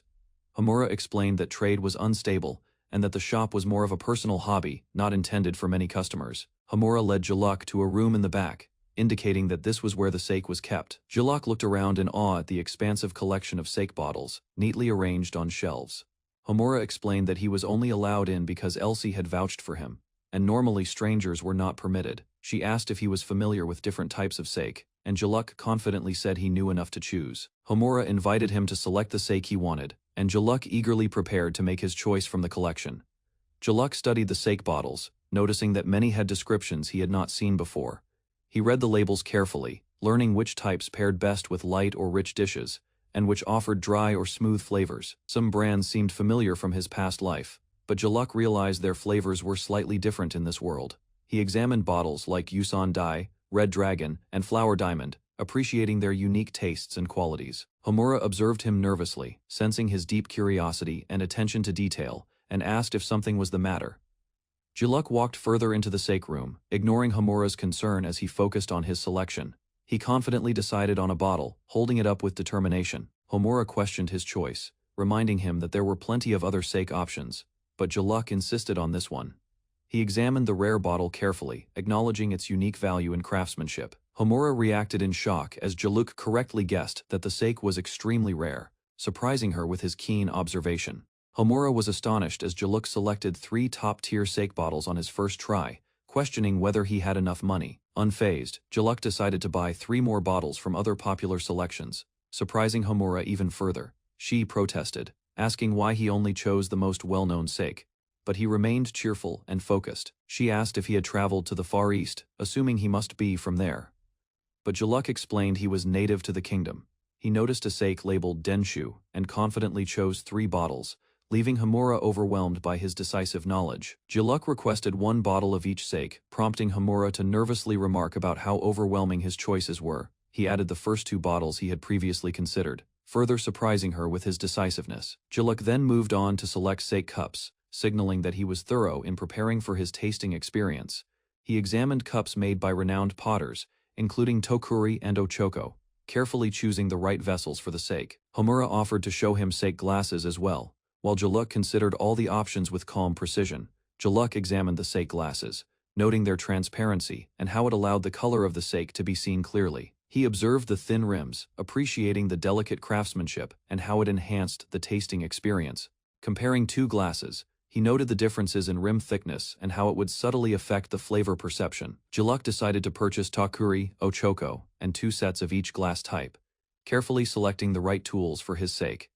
He then asked about other ingredients, eagerly collecting rice, soy sauce, and miso to complement his selections. Jaluk explained to Homura that the main ingredients of sake were rice, soy sauce, and miso, surprising her with his knowledge. He reflected on how long it had been since he last had Japanese cuisine, clarifying that he was native to the kingdom, not the Far East. He expressed interest in ordering pickles like nukazuke, prompting Homura to exclaim in surprise at his familiarity. Meanwhile, back home, other acquaintances prepared to leave, signaling the day's routine winding down. Jaluk packed a bag, planning to cook a special recipe for dinner, eager to apply the ingredients he had collected. Jaluk was asked if his reason for being late was related to something specific, prompting a curious look. He noted that Rouge was likely busy with her increased workload, especially dealing with wedding rings and the coffee mill. To raise morale, Jaluk mentioned he had brought souvenirs for his colleagues, showing his thoughtfulness. The 2 co-workers speculated it might be alcohol, surprised by the gesture as he revealed the bottles. Jaluk proudly explained that the bottles were sake, not just any alcohol, emphasizing their quality and uniqueness. Colleagues were astonished by the rare sake Jaluk had brought, curious if it was produced in the Far East. Jaluk explained that the shop did not welcome first-time customers, and the sake was not widely available yet, surprising them further. He handed a bottle to one colleague as a token of appreciation, showing his thoughtfulness and understanding of their recent struggles. The co-workers were overjoyed, expressing excitement and gratitude for the gift, lifting the mood in the room. Jaluk quietly left, satisfied that his gesture had brightened everyone's day and ensured their hard work was acknowledged. Jaluk began preparing dinner at home, carefully washing rice and ensuring it remained fluffy and well-shaped. He added miso into ingredient-filled tanjiru, preparing a hearty and flavorful soup. He combined a rolled omelet with kombu broth and added soy sauce, continuing to assemble the meal with precision. Jaluk plated the cucumber and turnip nukazuke he had obtained from Homura, pairing it with salt-grilled sabfena fish. Finally, the classic Japanese meal was complete, and Jaluk expressed gratitude before beginning to enjoy the food he had carefully prepared. Jaluk began eating his meal, savoring each bite of rice and soup with careful attention. He was overwhelmed by the nostalgic taste, remarking that the flavors reminded him of home, and his soul seemed to tremble with delight. The rolled omelet, salt-grilled fish, and tanjiru, with pickles harmonized perfectly with the rice, compelling him to keep eating without pause. Jaluk prepared a light evening drink, thoughtfully selecting sake from his collection to accompany the meal. He paired root vegetables wrapped in bacon and mushroom grated daikon with the drink, completing a carefully balanced and satisfying dinner. Jaluk held a sishu glass, appreciating how its clarity enhanced the experience of drinking sake. He sampled Jusan Dai sake, savoring its deep flavor, gentle fruity sweetness, and the aroma that enhanced the rice's savouriness. He thought about Elsie and decided to send her a batch of his best smoked foods as a thank you. Enjoying the moment quietly, Jaluk poured himself another drink, selecting from his collection of sake bottles, fully immersed in the taste and aroma of the drinks he had carefully chosen. Jaluk Rulin was reviewing paperwork in his office when a messenger arrived with a note from Lord Alto about a completed coffee mill. He adjusted his glasses and considered the message. He believed Alto could manage the task alone and initially saw no need to intervene. Still, he weighed the situation carefully. The delivery was meant for Count Blend, and perfection seemed important. Though reluctant, Jaluk recognized it as a task assigned to him. He reluctantly agreed to follow through and check on it. With a sigh, he prepared to leave his desk, muttering to himself as he headed out to ensure the delivery was satisfactory. Jaluk quietly approached a large mansion, aware that visits outside of meals were unusual, and opened the door cautiously. Inside, he startled the household staff who were busy with chores, creating a brief commotion as they reacted to his presence. A young girl ran toward him, calling him uncle, but paused nervously, wondering if he had forgotten her name. Jaluk smiled warmly and confirmed he remembered her, Sarah, and the girl's delight was immediate, brightening the room. He began asking about work matters, and an older man greeted him courteously, ready to discuss the updates from Alto, marking the start of Jaluk's tasks for the day. Jaluk asked about Alto's whereabouts and learned he was in the workshop, likely staying until evening. He realized spending the afternoon idle would be boring, while the young girl, Sarah, wanted a playmate. Deciding to keep her company, Jaluk chose to visit the workshop, surprising Sarah with his unexpected plan. Sarah expressed her frustration at being surrounded by her family, but feeling lonely, drawing Jaluk's attention to her need for companionship. Jaluk recalled his own childhood, remembering how he longed for a playmate like Sarah, and understood the importance of spending time with her. Jaluk requested to read a book, hoping to engage Sarah's curiosity while keeping her occupied. He reflected on his younger sister, recalling that she was troublesome but easy to manage, and used small incentives to encourage Sarah's focus. Jaluk presented a tray of smoked nuts to the older man, seeking feedback on whether they would be enjoyed. The older man agreed to try them, noting prior success with Lady Ilya, while Jaluk hoped Sarah would like the snack. Sarah's eyes lit up at the smell of the smoked nuts, and she eagerly expressed her desire to eat them, delighted by the treat. Jaluk agreed to a playful challenge with Sarah, escaping quickly as she ran toward him, and politely declined the carriage, choosing to walk. He arrived at the Lauren family workshop, observing artisans and apprentices of all ages performing research and testing magic tools. Jaluk noted the organized activity, seeing the workshop buzzing with workers, crafting and experimenting diligently. Sarah's friend warned Jaluk about the workshop's strict entry rules for non-family members. Concerned for his safety, Jaluk reassured them that he was part of the Rulin family, surprising the boy who had assumed he was a new employee and continued into the workshop. Jaluk arrived at the workshop and faced resistance from Kurt, who accused him of showing off and demanded he bring his boss along. Sarah intervened, explaining that they should treat Jaluk as a customer for now, calming Kurt and diffusing the tension. Kurt hesitated but agreed to follow Sarah's instructions, allowing Jaluk to proceed further into the workshop. A young worker carrying boxes was warned to watch his steps, and Jaluk quietly observed the busy apprentices. Suddenly, the worker recognized Jaluk and exclaimed in shock, realizing that the newcomer was actually Lord Jilk, surprising everyone nearby. The young apprentice quickly explained to Kurt that Jaluk was Lord Alto's older brother and the inventor of numerous magical tools, including refrigerators and stoves. Sarah and the other workers recognized Jaluk, realizing he was the famous figure often mentioned with awe in the workshop. Jaluk politely requested entry to meet Alto, showing no concern over the initial commotion, and the workers apologized for their earlier hesitation. As he walked through the workshop, other apprentices and staff glanced at him, impressed by his tall and composed appearance. The workshop quickly filled with excitement, with multiple workers greeting him warmly, calling out Big Brother in recognition of his status and contributions. Jaluk greeted an old acquaintance in the workshop, noting it had been about a year and a half since his last visit. He quickly shifted focus to business matters, discussing manpower and the number of employees to manage mass production efficiently. Another Rulin family member remarked on Jaluk's rare appearance, noting that it was the first time he had shown up at the family workshop in a long while. The workers turned to watch him, astonished by his presence, some showing visible admiration and surprise. Jaluk's sibling nudged him, remarking that everyone was waiting for him to speak. highlighting the respect and attention he commanded. Jaluk cleared his throat and introduced himself as Alto's older brother, acknowledging the potential disruption his presence might cause. He addressed the workers, noting that those at the Rulin family workshop were likely magic tool craftsmen or apprentices. Jaluk instructed them to create magic tools that make life easier, emphasizing the importance of considering practical solutions for daily challenges. He encouraged the staff to use their knowledge and collaboration to turn innovative ideas into reality, even if the concepts seemed unusual. The workers reacted enthusiastically, applauding Jaluk and showing admiration for his leadership and vision, though he quietly thought their reaction was a bit exaggerated. Jaluk expressed that he had no interest in how others perceived him, yet his words still impressed his companion. He emphasized the importance of creating magic tools to make life easier, advising that more subordinates might be needed to accomplish the work efficiently. Jaluk reflected that if someone couldn't reach a high standard, they weren't worth discussing further. He assessed an apprentice's skills, noting his talent with magic stones and stabilization, but also recognized his limitations as a beginner. Jaluk evaluated the apprentice's magic circuits and efficiency, concluding that while talented, his level of expectation remained as high as ever. Jaluk confirmed that there were no issues with his prepared goods, easing his assistant's concerns. He was asked why he seemed nervous over a simple task, while he reassured that it was minor and under control. Jaluk assigned 30 sets of goods to be delivered to Earl Blend, organizing the logistics with calm efficiency. Fievel arrived, seeking consultation with Jaluk, and he welcomed her and politely ready to assist. Ilya appeared unexpectedly, teasing Fievel while Jaluk internally wondered why Ilya was present, noticing her playful annoyance.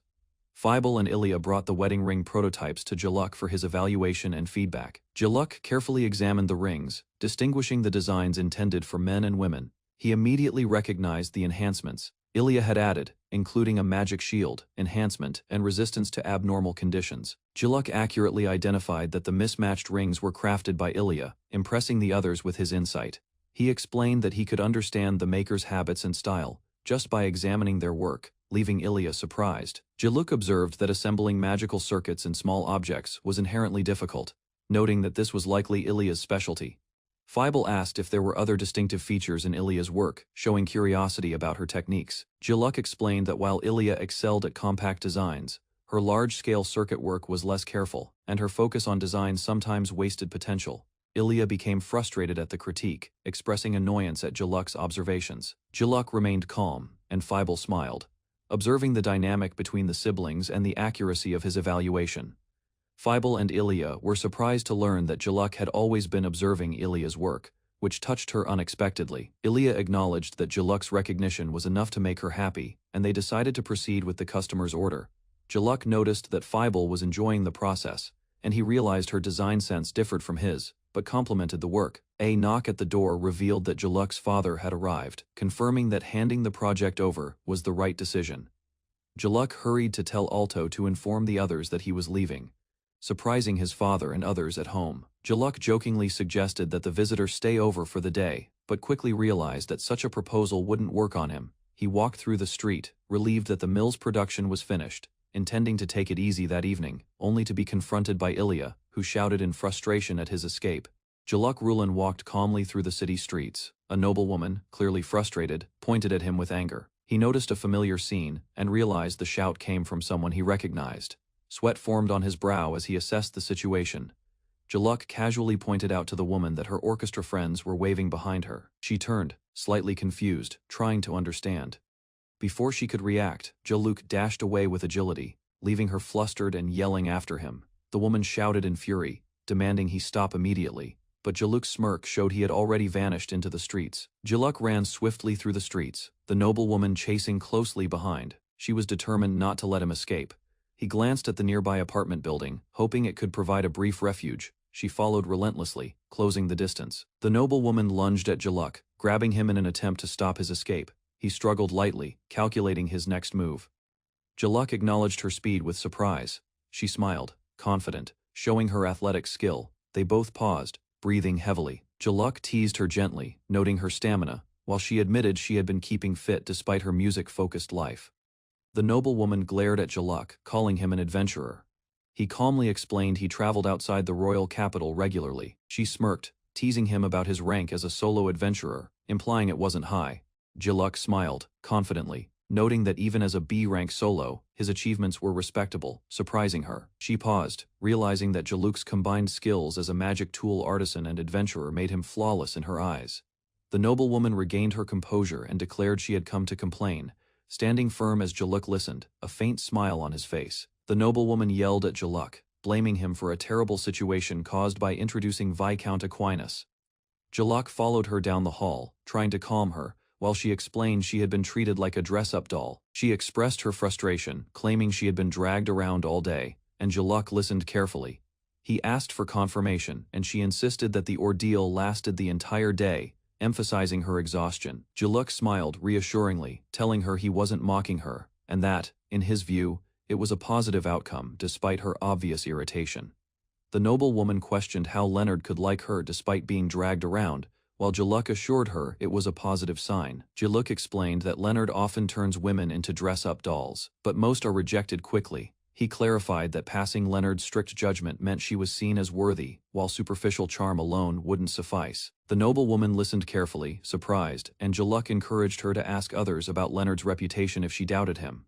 Finally, Jaluk noted that he had anticipated Leonard would take a liking to her, at least to some degree, leaving her thoughtful but reassured. The noblewoman hesitated, embarrassed, unable to fully accept Jaluk's words about Leonard's approval. Jaluk remained calm, telling her that her personal feelings didn't concern him, and that just knowing Leonard took a liking to her was enough. He decided to leave, mentioning that he would take the next day off to relax alone. Jaluk settled into his quiet home, enjoying solitude, reading a book, and sipping coffee in peace. He looked out the window at the nice weather, planning to go for a walk and do some shopping, appreciating the comfort of a peaceful day alone. Jaluk walked through a bustling market, considering whether to grab a bite before shopping. He decided against a restaurant, scanning food stalls for something light to eat. Jaluk ordered yakitori skewers of negama and sasiri, evaluating the flavors, despite the unconventional preparation. He noticed the simplicity of seasoning, just salt and pepper, and admired the confidence of the stall owner. Taking a bite, Jaluk's expression turned to shock and disgust, as he realized the meat was unexpectedly fishy, ruining the snack. Jaluk grimaced as he inspected the yakitori, noticing issues like insufficient seasoning, tendons left in the meat, and poor reheating. He approached the shop owner, criticizing the low-quality meat and sloppy cooking. The owner responded nonchalantly, suggesting the bad quality was just random misfortune, and dismissing it as normal.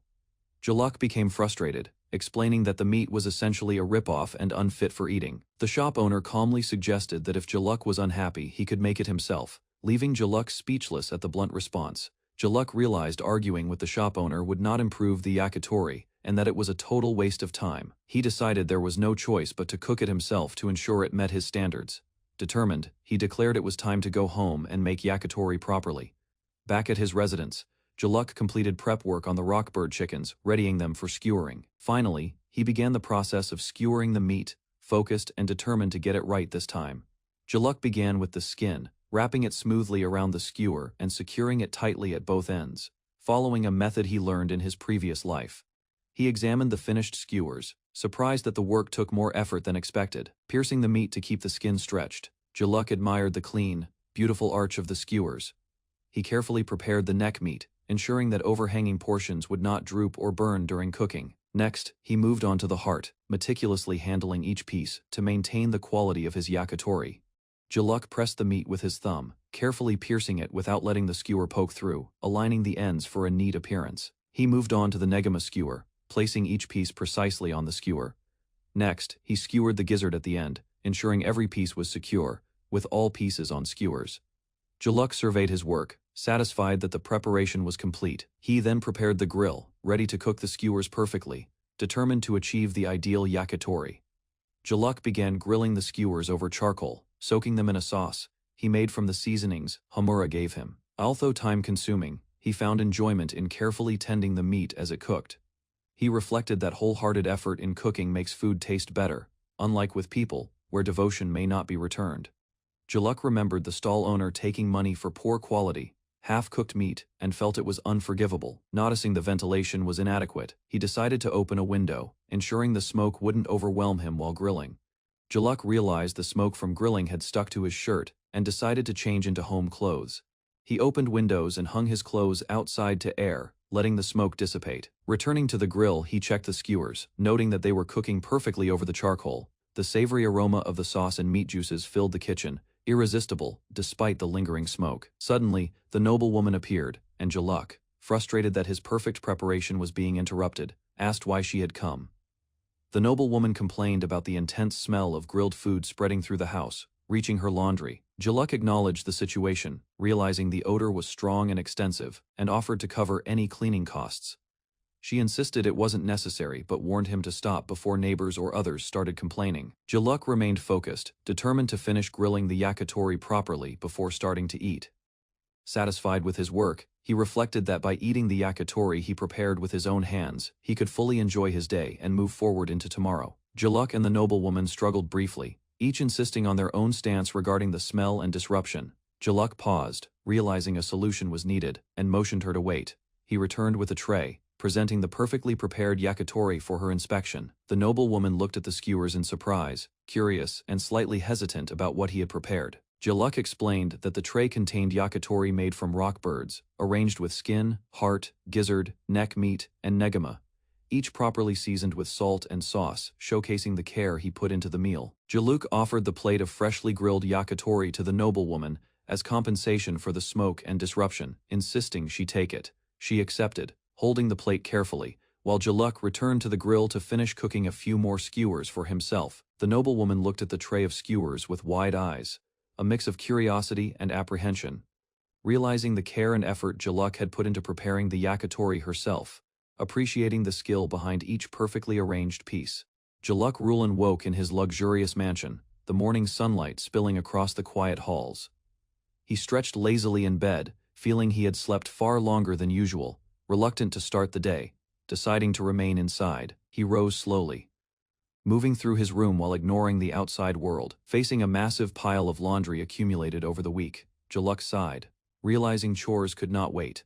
He activated his magic-powered washing machine, relieved at its convenience, and carefully sorted the clothes to avoid mistakes. Jaluk added the special detergent to the washing machine and pressed the button, initiating the magic water stone. Water flowed over the clothes, cleaning them effortlessly, but he still felt housework was a hassle.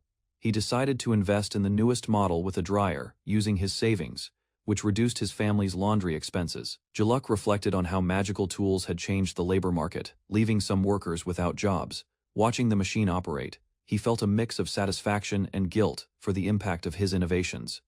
Jaluk relaxed on the couch, finishing a romance novel as the evening sunlight filtered through the windows. The story of a shy couple discovering their feelings captured her attention, leaving her wanting love like theirs.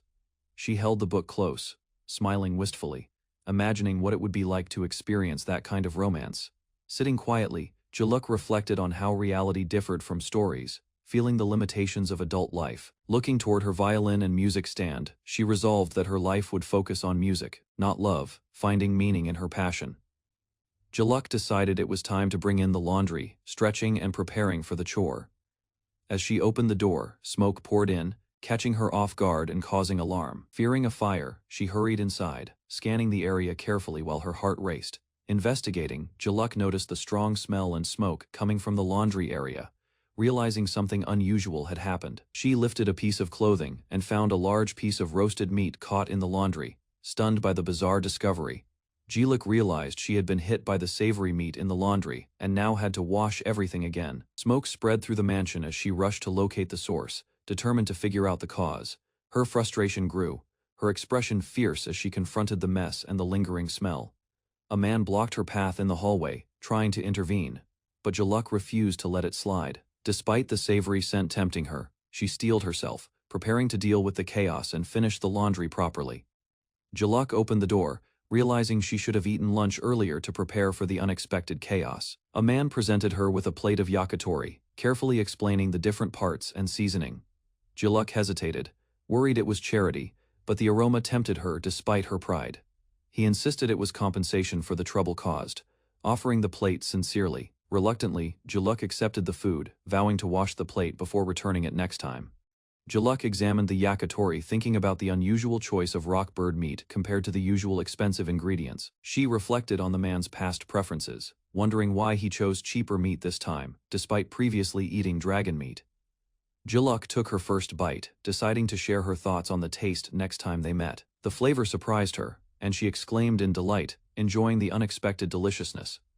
The crispy, juicy yakitori exceeded her expectations, perfectly complementing her meal and leaving her satisfied. Jiluk poured herself a glass of ale, excited to see how well it paired with the yakitori. She examined the heart portion, noting its juicy texture that reminded her of a small steak.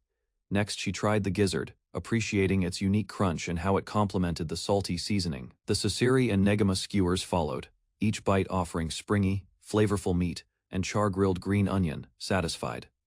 Jiluk realized she had finished the entire plate, pleasantly surprised by the unexpected deliciousness of the meal. Jiluk reflected on her aristocratic upbringing, realizing this yakitori was the most delicious chicken she had ever tasted.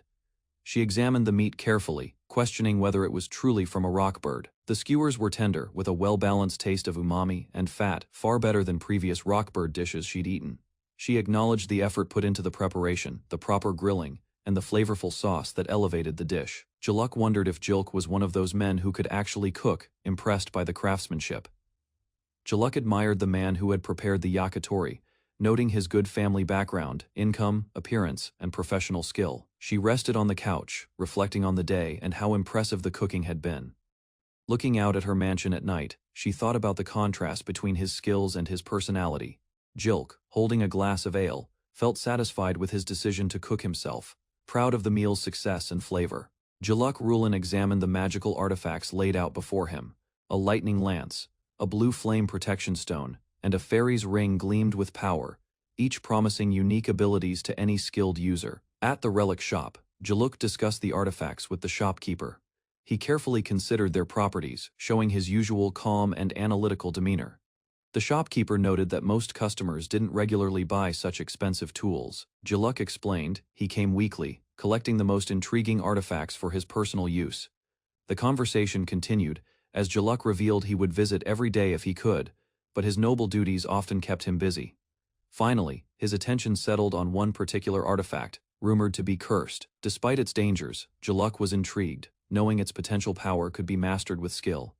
Jiluk struggled with the idea of using a cursed artifact. Remembering past stress and sleepless nights from powerful tools, he doubted his ability to handle it safely. The shopkeeper presented the black tentacle gauntlet and the staff of the Undying. Jiluk inspected them carefully, weighing their power against their danger. Outside, the artifact's effects became clear. The staff raised low-ranking undead, while the gauntlet unleashed writhing black tentacles, proving their dangerous nature. Jiluk realized such items required official reporting. Their power and unpredictability were too extreme to manage alone. He studied the artifacts, noting the need to notify the authorities when handling cursed tools, ensuring both safety and responsibility. Jiluk learned that using cursed artifacts without permission could draw suspicion. Officials required advance requests to avoid complications, even for collectors. He reflected on past incidents where collectors had died from curses. Some cursed tools acted independently, making them difficult to store or manage safely. At the shop, Jiluk reserved the artifacts in advance, paying the necessary fees. The shopkeeper acknowledged his careful approach, noting his knowledge of other collectors.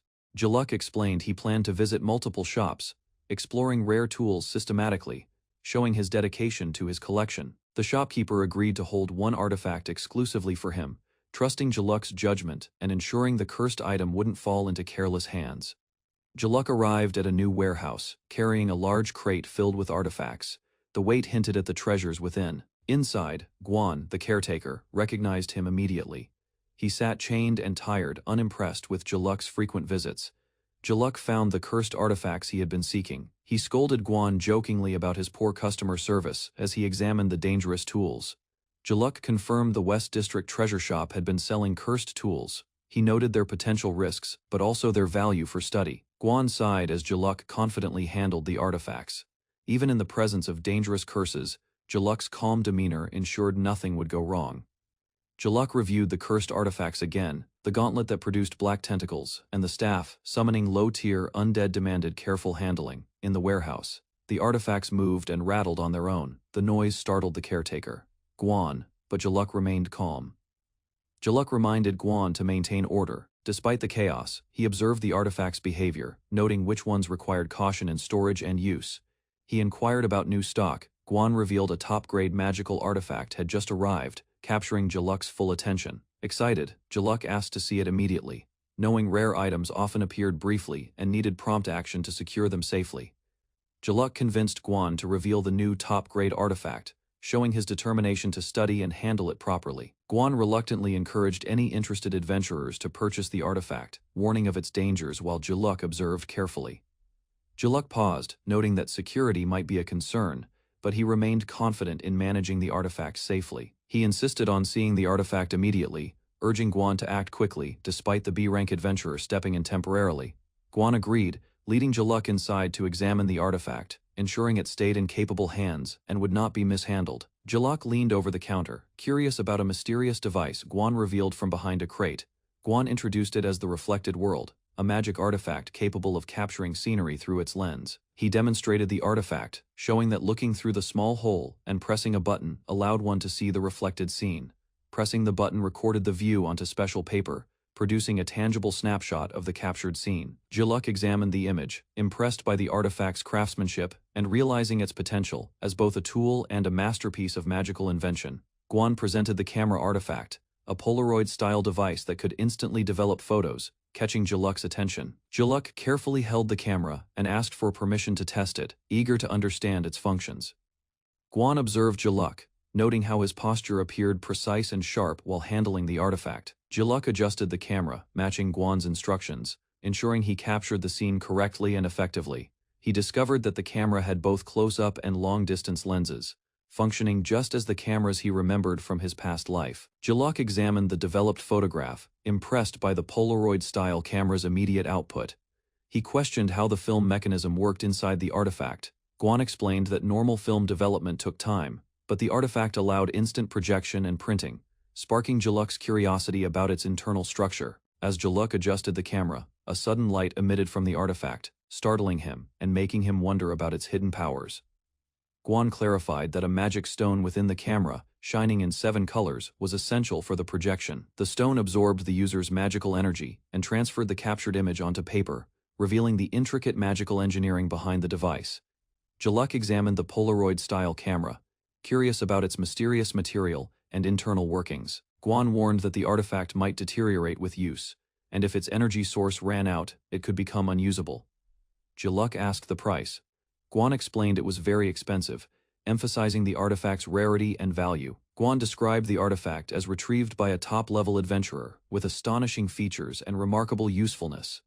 He clarified that, despite being a consumable in a sense, it held unmatched functionality and magical engineering. Finally, Guan revealed the cost, 300 million, leaving Jaluk awed by the artifact's incredible worth and power.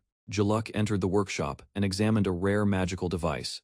The craftsman, stern and cautious, announced its price, 300 million. Jaluk calmly held the device and agreed without hesitation. His confident smile revealed his certainty. The craftsman was shocked, realizing the price could build 5 mansions in the capital. He struggled to understand Jaluk's decisiveness. Jaluk inspected the item further, noting it was cheaper than expected for a consumable. He considered its potential uses carefully. The craftsman, still doubtful, questioned whether Jaluk truly intended to buy it. Jaluk remained composed, ready to claim the item. Jaluk held the magical camera with admiration, ready to purchase it despite its high cost. He felt no hesitation, recognizing its unique power. He walked through the town square, observing families and citizens enjoying a peaceful day. The city felt alive and welcoming. Jaluk began experimenting with the camera, adjusting angles and capturing buildings and people from different perspectives. He focused on a fountain, discovering a perfect angle that highlighted its beauty. Lying on the ground to get a low-angle shot, he captured the scene enthusiastically, while passers-by looked on curiously at his unusual method. Jaluk continued experimenting with the magical camera while lying in the plaza, drawing curious glances from passers-by. 2 bystanders teased him about being on a date, but Jaluk calmly dismissed their assumptions, focusing on his photography.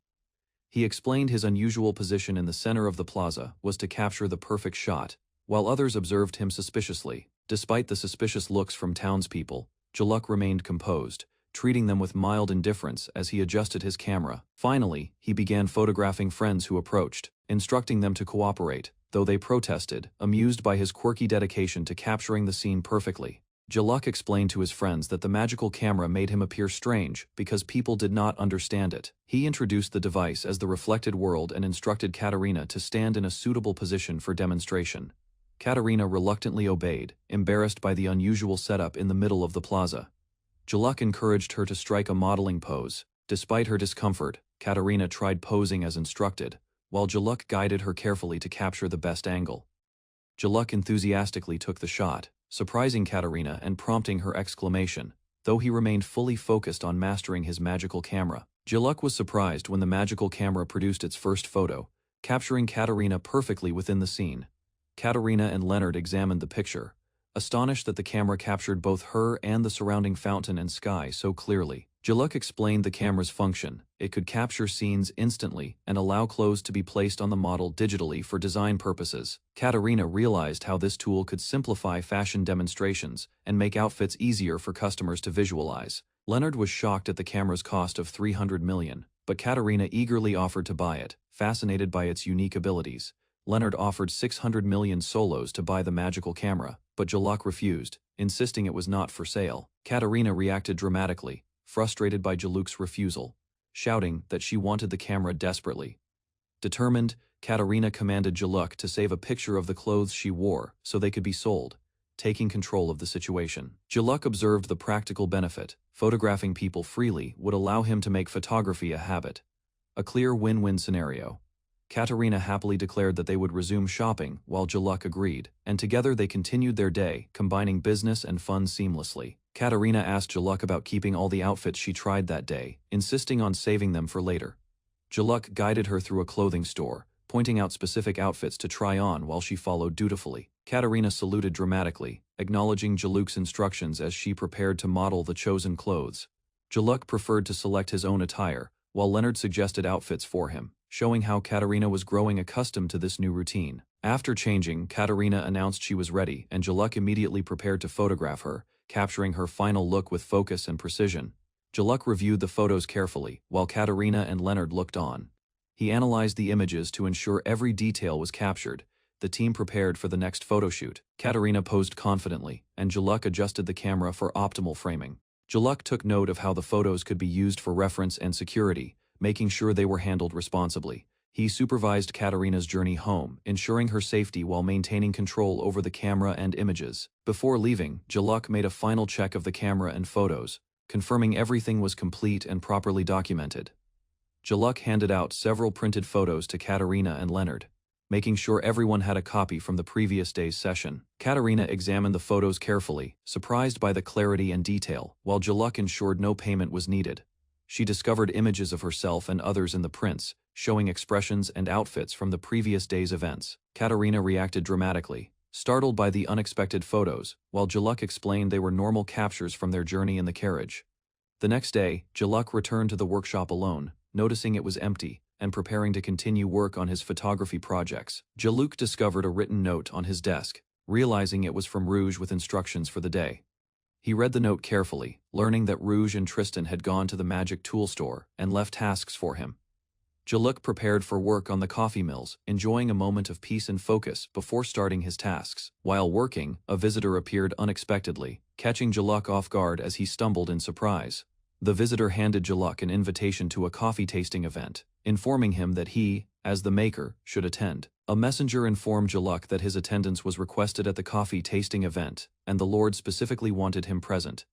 Jaluk reviewed the invitation and reflected on his role in connecting Alto and Count Blend, considering how he would observe the barista's actions. He confirmed his participation with the messenger, noting the event would provide insight into the barista's work while fulfilling the Lord's request. Sitting quietly afterward, Jaluk sipped coffee and contemplated the complexity of human relationships, feeling the weight of social expectations and responsibilities. Jaluk Rulin quietly returned to his mansion, noticing the delivery crates stacked at the entrance. He carefully arranged the packages and prepared for the arrival of his companions. Alto and Katerina arrived, visibly exhausted from their journey. They carried bags and supplies, clearly worn out by their long day of work in the city. Jaluk observed them calmly, noting their fatigue. He commented on how drained they looked, while they admitted they had been working tirelessly. Alto and Katerina explained their tasks, visiting every magic tool shop in the royal capital to teach customers how to operate their devices. Repetition had worn them down. Jaluk offered them coffee to refresh themselves, knowing they still had more shops to visit the next day. Despite their exhaustion, he ensured they were cared for before resting. Jaluk Rulin raised his hands, trying to calm Alto and Katarina. Their sudden outburst revealed just how ignored his initial comments had been. He explained that coffee contained special components and that some people's bodies were incompatible with excessive consumption. Katarina appeared surprised, hearing this for the first time. Jaluk advised them to limit themselves to 2 or 3 cups a day and to stop drinking immediately if they felt unwell. Katarina panicked, realizing she had to revisit the shops and re-explain everything tomorrow because she had overlooked the warnings. Jaluk listened calmly as they stressed over their responsibilities, acknowledging the hard work required while gently reminding them of preventive care. Jaluk Rulin considered the plan, suggesting they involve Rondel for support. Katarina nodded, seeing that it would make their work much easier. Alto reminded Katarina that she was already swamped, and she quickly instructed Jaluk to ask Rondel for help, despite his own busy schedule. Jaluk hesitated but agreed, knowing Rondel was closest to the task at hand. He sipped his coffee, preparing for the conversation. He observed that both Katarina and Alto were genuinely exhausted, recognizing the strain of their responsibilities and their tireless work. Jaluk prepared to leave, stating he had finished his work for the day. Katarina hesitated, indicating she still had tasks to manage, while he calmly departed. Jaluk Rulin reviewed the reports brought by Katarina, noting that multiple magic tool shops had placed additional requests for supplies. He examined the new numbers in detail, realizing that every shop was ordering more than double compared to the previous batch. Katarina explained that the shopkeepers who were satisfied with the previous units wanted to recommend them to other customers, ensuring all additional stock would be purchased. Jaluk considered the potential risks if the products failed to sell but remained calm, thinking through the logistics carefully. He recognized the exhaustion on Katarina and Alto's faces and resolved to ask Rondel for support, acknowledging the heavy workload they had handled. Jaluk Rulin prepared to leave for the day, having completed the mill in advance, while Katarina noticed something unusual about his demeanor. Katarina informed Jaluk about new orders from multiple magic tool shops, emphasizing the increased workload they faced. Jaluk examined the reports, shocked to see that every shop was ordering more than double the previous amount.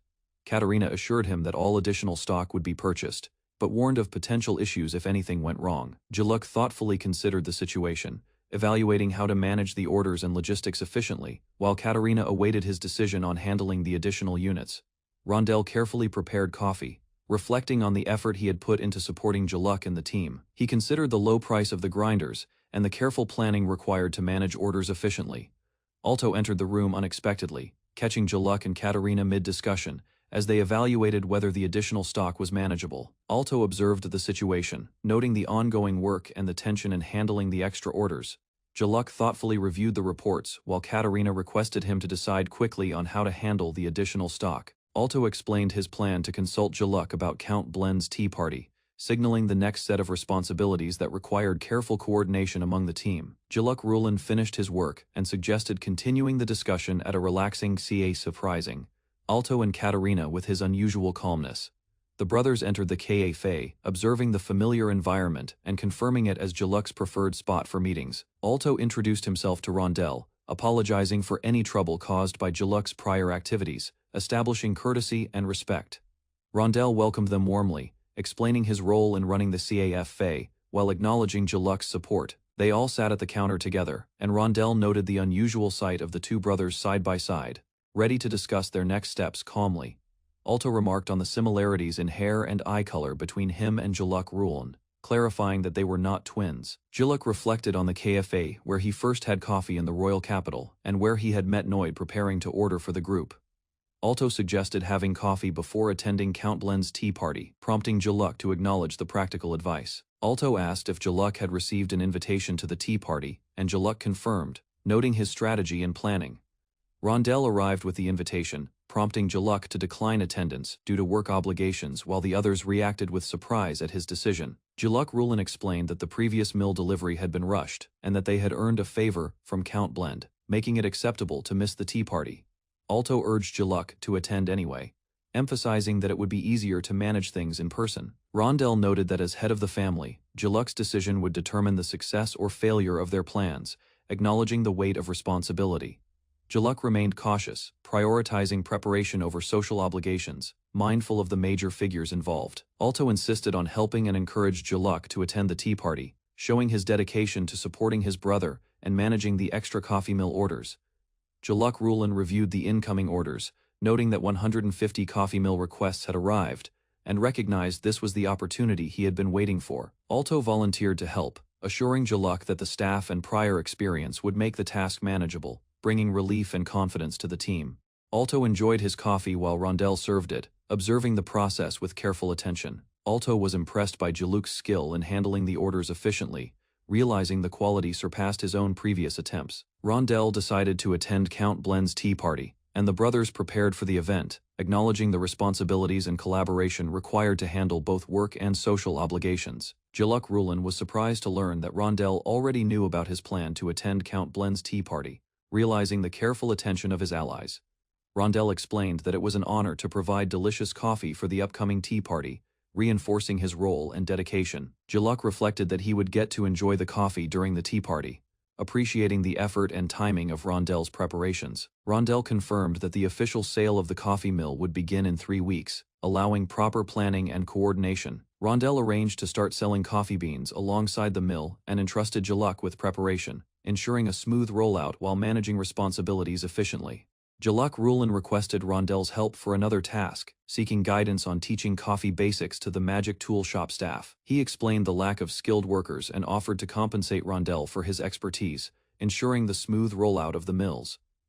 Rondell gladly agreed, acknowledging that his assistance would help build momentum for sales and ensure the extra orders were handled efficiently. Alto steadily built a track record of sales, managing additional orders and benefiting from the Rondell effect to expand their coffee business. Finally, the brothers prepared for the day of Count Blend's tea party, completing their preparations and arriving on time to manage responsibilities and enjoy the event. Alto encouraged Jaluk to hurry and join the carriage, eager to proceed despite the upcoming responsibilities. Jaluk expressed concern about maintaining composure, observing his brother's excitement while anticipating the event ahead. The brothers arrived at the city streets, checking on the progress of the extra coffee mills to ensure all preparations were complete. Alto performed a final check on the deliveries, confirming that everything was in order and that there would be no issues. Alto assured Jaluk that he would represent the Rulin family and manage sales, personally, reinforcing the trust and responsibility entrusted to him. Jaluk Rulin observed the tea party venue, noting that Alto had overseen the preparations, giving him confidence in the setup and reducing his worries. The brothers approached the party, observing other attendees and assessing the arrangements, while maintaining composure in the formal setting. The garden of Count Blend's estate hosted the tea party, with guests mingling and conversing among tables in a relaxed outdoor setting. Alto confirmed that the party was taking place in the garden, while Jaluk silently noted that he had ignored the invitation details, choosing to focus on the event itself. Jaluk and Alto arrive at a formal outdoor tea party standing among other nobles and surveying the elegant setting. They are warmly greeted by a high-ranking host, who expresses pleasure at their presence and acknowledges their punctuality. The host instructs them to greet the other guests, and both Jaluk and Alto prepare themselves for formal introductions. They meet a seated noble, exchanging polite gestures while observing the surrounding attendees and noting familiar faces. Leonard joins the gathering, revealing that Jaluk's magical drink device has attracted attention, blending social interaction with shared interests.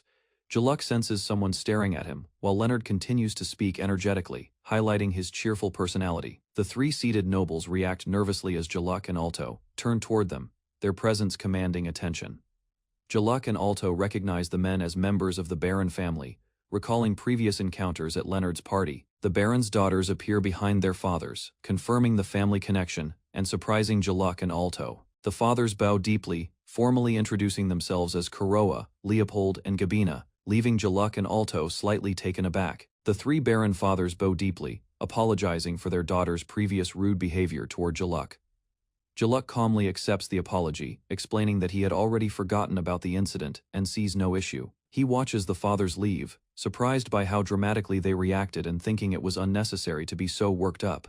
Leonard joins Jaluk, discussing the political influence and wealth of the Baron family, warning him about potential social complications. Jaluk reflects thoughtfully, agreeing that Leonard is right, considering the implications of the Baron's status on future interactions. The host announces the main attraction, freshly brewed coffee, signaling a shift from formalities to leisure. Jaluk observes the magical tools provided by his family, which allow guests to grind beans and prepare coffee easily. The Baron fathers examine the beans and the coffee mill, curious about the process and the aroma. Leonard excitedly inspects the coffee mill, impressed by the craftsmanship and Jaluk's innovation. Jaluk quietly instructs Leonard not to disassemble the device, maintaining control over his invention while sharing the experience. The host announces that a professional CA master, Rondell, will demonstrate the coffee-making process using Jaluk's magical tools. Rondell begins grinding the coffee beans, showing guests the proper use of the magical coffee mill. The Baron fathers, along with Jaluk and Leonard, watch in amazement as the process efficiently grinds the beans. Leonard comments on how the magical tools accelerate the coffee-making process, making it effortless compared to manual grinding. Servants deliver the freshly brewed coffee to the guests, and everyone admires the smooth, perfect pour into cups, completing the demonstration. The guests are invited to taste the freshly brewed coffee, with Jaluk and Leonard politely, allowing others to go first. The Baron fathers and Leonard sample the coffee, remarking on its unusual balance of bitterness, sweetness, and tang. Leonard adds milk to his cup, making the coffee easier to drink, and Jaluk watches with interest. Other nobles taste the coffee, some preferring it plain, others adding milk or sugar, enjoying the fragrant drink. For guests who find the coffee too strong, alternate options are offered, ensuring everyone enjoys their experience. Guests ask for refills while the host assures them that coffee and snacks are plentiful, and servants are available anytime.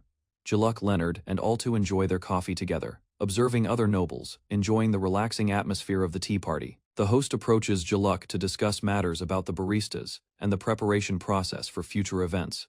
Jaluk calls Rondell over to assist, and the CFA master responds promptly, ready to demonstrate and share insights. The host asks Jaluk to sit and consider the future of coffee culture, starting a thoughtful discussion about its direction. The host asks Jaluk to confirm if Rondell shares the goal of spreading coffee culture to many people. Seeking assurance, Leonard confirms, expressing hope that coffee will gain popularity in the royal capital. The host smiles confidently, acknowledging that Jaluk's magical coffee mill will help coffee become widely appreciated.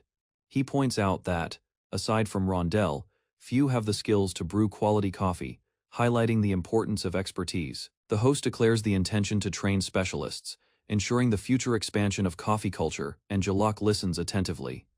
Jaluk reminds Rondell that without trained baristas, coffee culture could vanish quickly, stressing the importance of preserving knowledge. He explains that passing on skills is necessary to ensure coffee doesn't remain just a passing fad, revealing his long-term vision.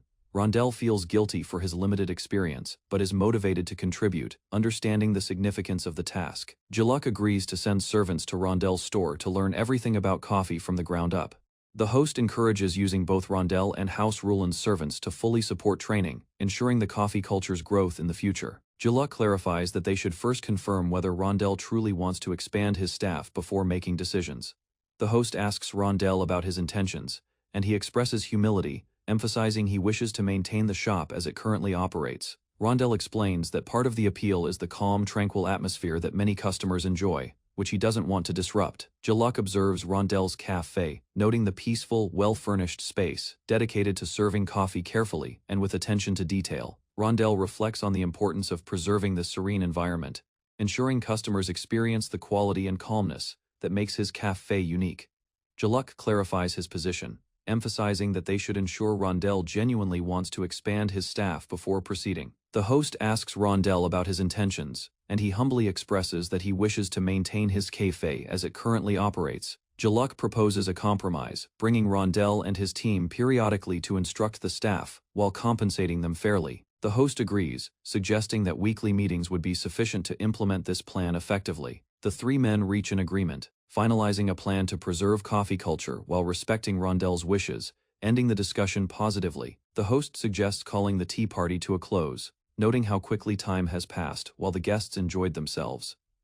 Guests and Jaluk approach the carriages to depart, while several nobles request a moment to speak with him privately. They ask Jaluk if he could also sell coffee mills, as they want to share the tools with friends and family. The Baron fathers explain their intentions, each planning to use the mills for birthdays or to introduce them to close acquaintances.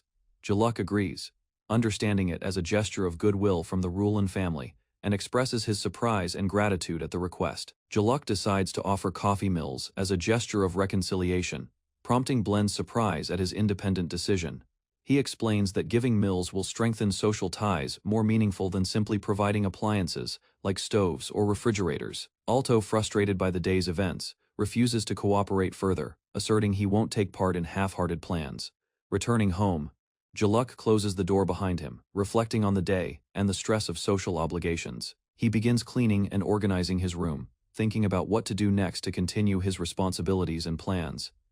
Jaluk notices a premium concert ticket he had forgotten about, and the attendant asks for a song in exchange if he wishes to use it. After a moment of thought, Jaluk decides to visit the opera house, embracing a quieter, cultural activity for himself, following the day's stressful events. Jaluk Rulin arrived at the grand concert hall, clutching a ticket in his hand. The building's ornate fa fade reflected the importance of the performance he was about to witness. Inside, the hall was crowded with nobles and townspeople. He noticed a band listed for today. Realizing it was Catalina's group, the crowd buzzed with anticipation as the performance neared. At the ticket counter, attendants apologized, explaining that most tickets were sold out. Jaluk mentioned he had an invitation, but worried it might not be enough. A staff member escorted him, opening a reserved seat. Jaluk observed the advantages of connections and wealth quietly. He was led to a lavish seat at the center of the hall. From there, Jaluk could enjoy the concert fully, immersed in the music and the elegant surroundings. Jaluk Rulin settled into the luxurious seat, noting the elevated view and extra comfort. A staff member offered a drink, and he accepted water as the performance was about to begin. The curtains drew back, revealing the stage. Jaluk watched as the musicians took their positions, the hall filled with quiet anticipation. He noticed the usual performer was absent, but the orchestra proceeded efficiently. Jaluk appreciated the dedication of the musicians and the effort they put into every detail. The performance began, and the music resonated through the hall. Jaluk followed the players carefully, admiring the skill of each violinist. At the final note, applause erupted. Jaluk observed the crowd's reaction and realized the performers had truly captivated everyone, becoming the highlight of the evening. The orchestra stood in formation, bows poised, as the audience's applause filled the hall. The musicians prepared to begin under the conductor's guidance. The conductor lifted his baton, signaling the start. Jaluk observed the precision and intensity of each performer as they followed the commands perfectly. Strings, woodwinds, and brass blended in harmony, filling the hall with rich, resonant sound. Jaluk's attention was drawn to every subtle movement of the musicians. Percussion added rhythm and depth, accentuating the music's crescendos. Each beat resonated through the hall, enhancing the atmosphere. The performance reached its finale, and the crowd erupted in applause. Jaluk smiled, appreciating the skill and dedication that brought the symphony to life. The musicians bowed as the audience applauded. Jaluk watched the performers with interest, noting their focus and elegance. From his seat, he observed the conductor addressing the audience.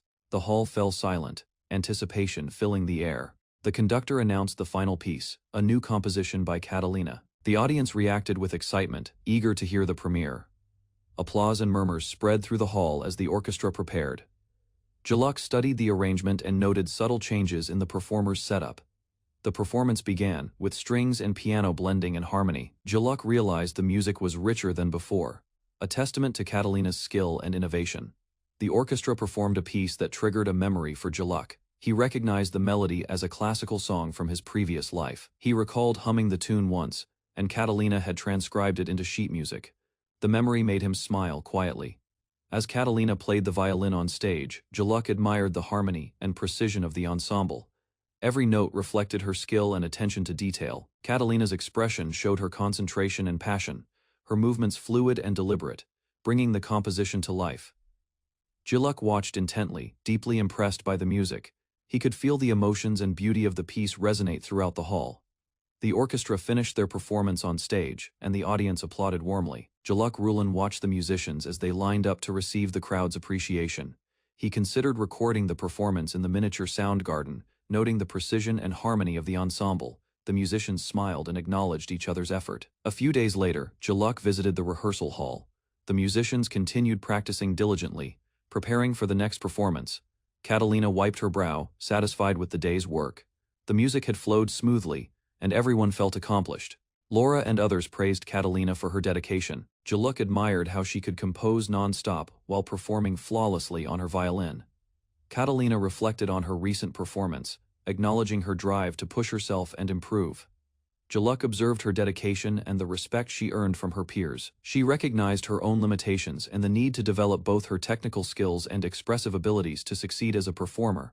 Determined, Catalina committed herself to practicing harder as both a composer and musician, understanding that teamwork had contributed to her compositions. Her curiosity sparked a new question about her creative process, wondering about decisions behind her recent works. Her companions, including Jaluk, encouraged discussion about her creative choices, exploring why pieces were released at particular times, and how she balanced composition and performance. Catalina explained her decision to release a new piece early, believing the audience's engagement made it the right moment. Her companions, including Jaluk, found it curious but accepted her reasoning. She reflected on her talent and acknowledged that without continuous learning and skill, it would be difficult to succeed solely as a performer. Determined, Catalina committed to working harder both as a composer and a musician, understanding that collaboration had been key to her past compositions. Her curiosity sparked questions about her creative process and decisions regarding the timing of releases. Despite their curiosity, her peers agreed to set aside personal questions and focused on celebrating the end of practice, appreciating the day's accomplishments. Catalina and her companions discussed a recent performance, reflecting on audience engagement and her decision to release a piece earlier than expected. She acknowledged her need for continuous improvement, recognizing that technical skill and expressiveness were crucial to succeed as a performer. Determined, Catalina committed to practicing harder as both a composer and musician, aware that past teamwork had supported her achievements. Curiosity arose about her creative decisions, prompting reflection on timing and strategy for releasing new pieces. Her companions mentioned a private client request, noting it required additional work but offered generous compensation. The client's request involved performing a few songs in a rented hall, with high expectations and careful attention, highlighting the challenges and rewards of their profession.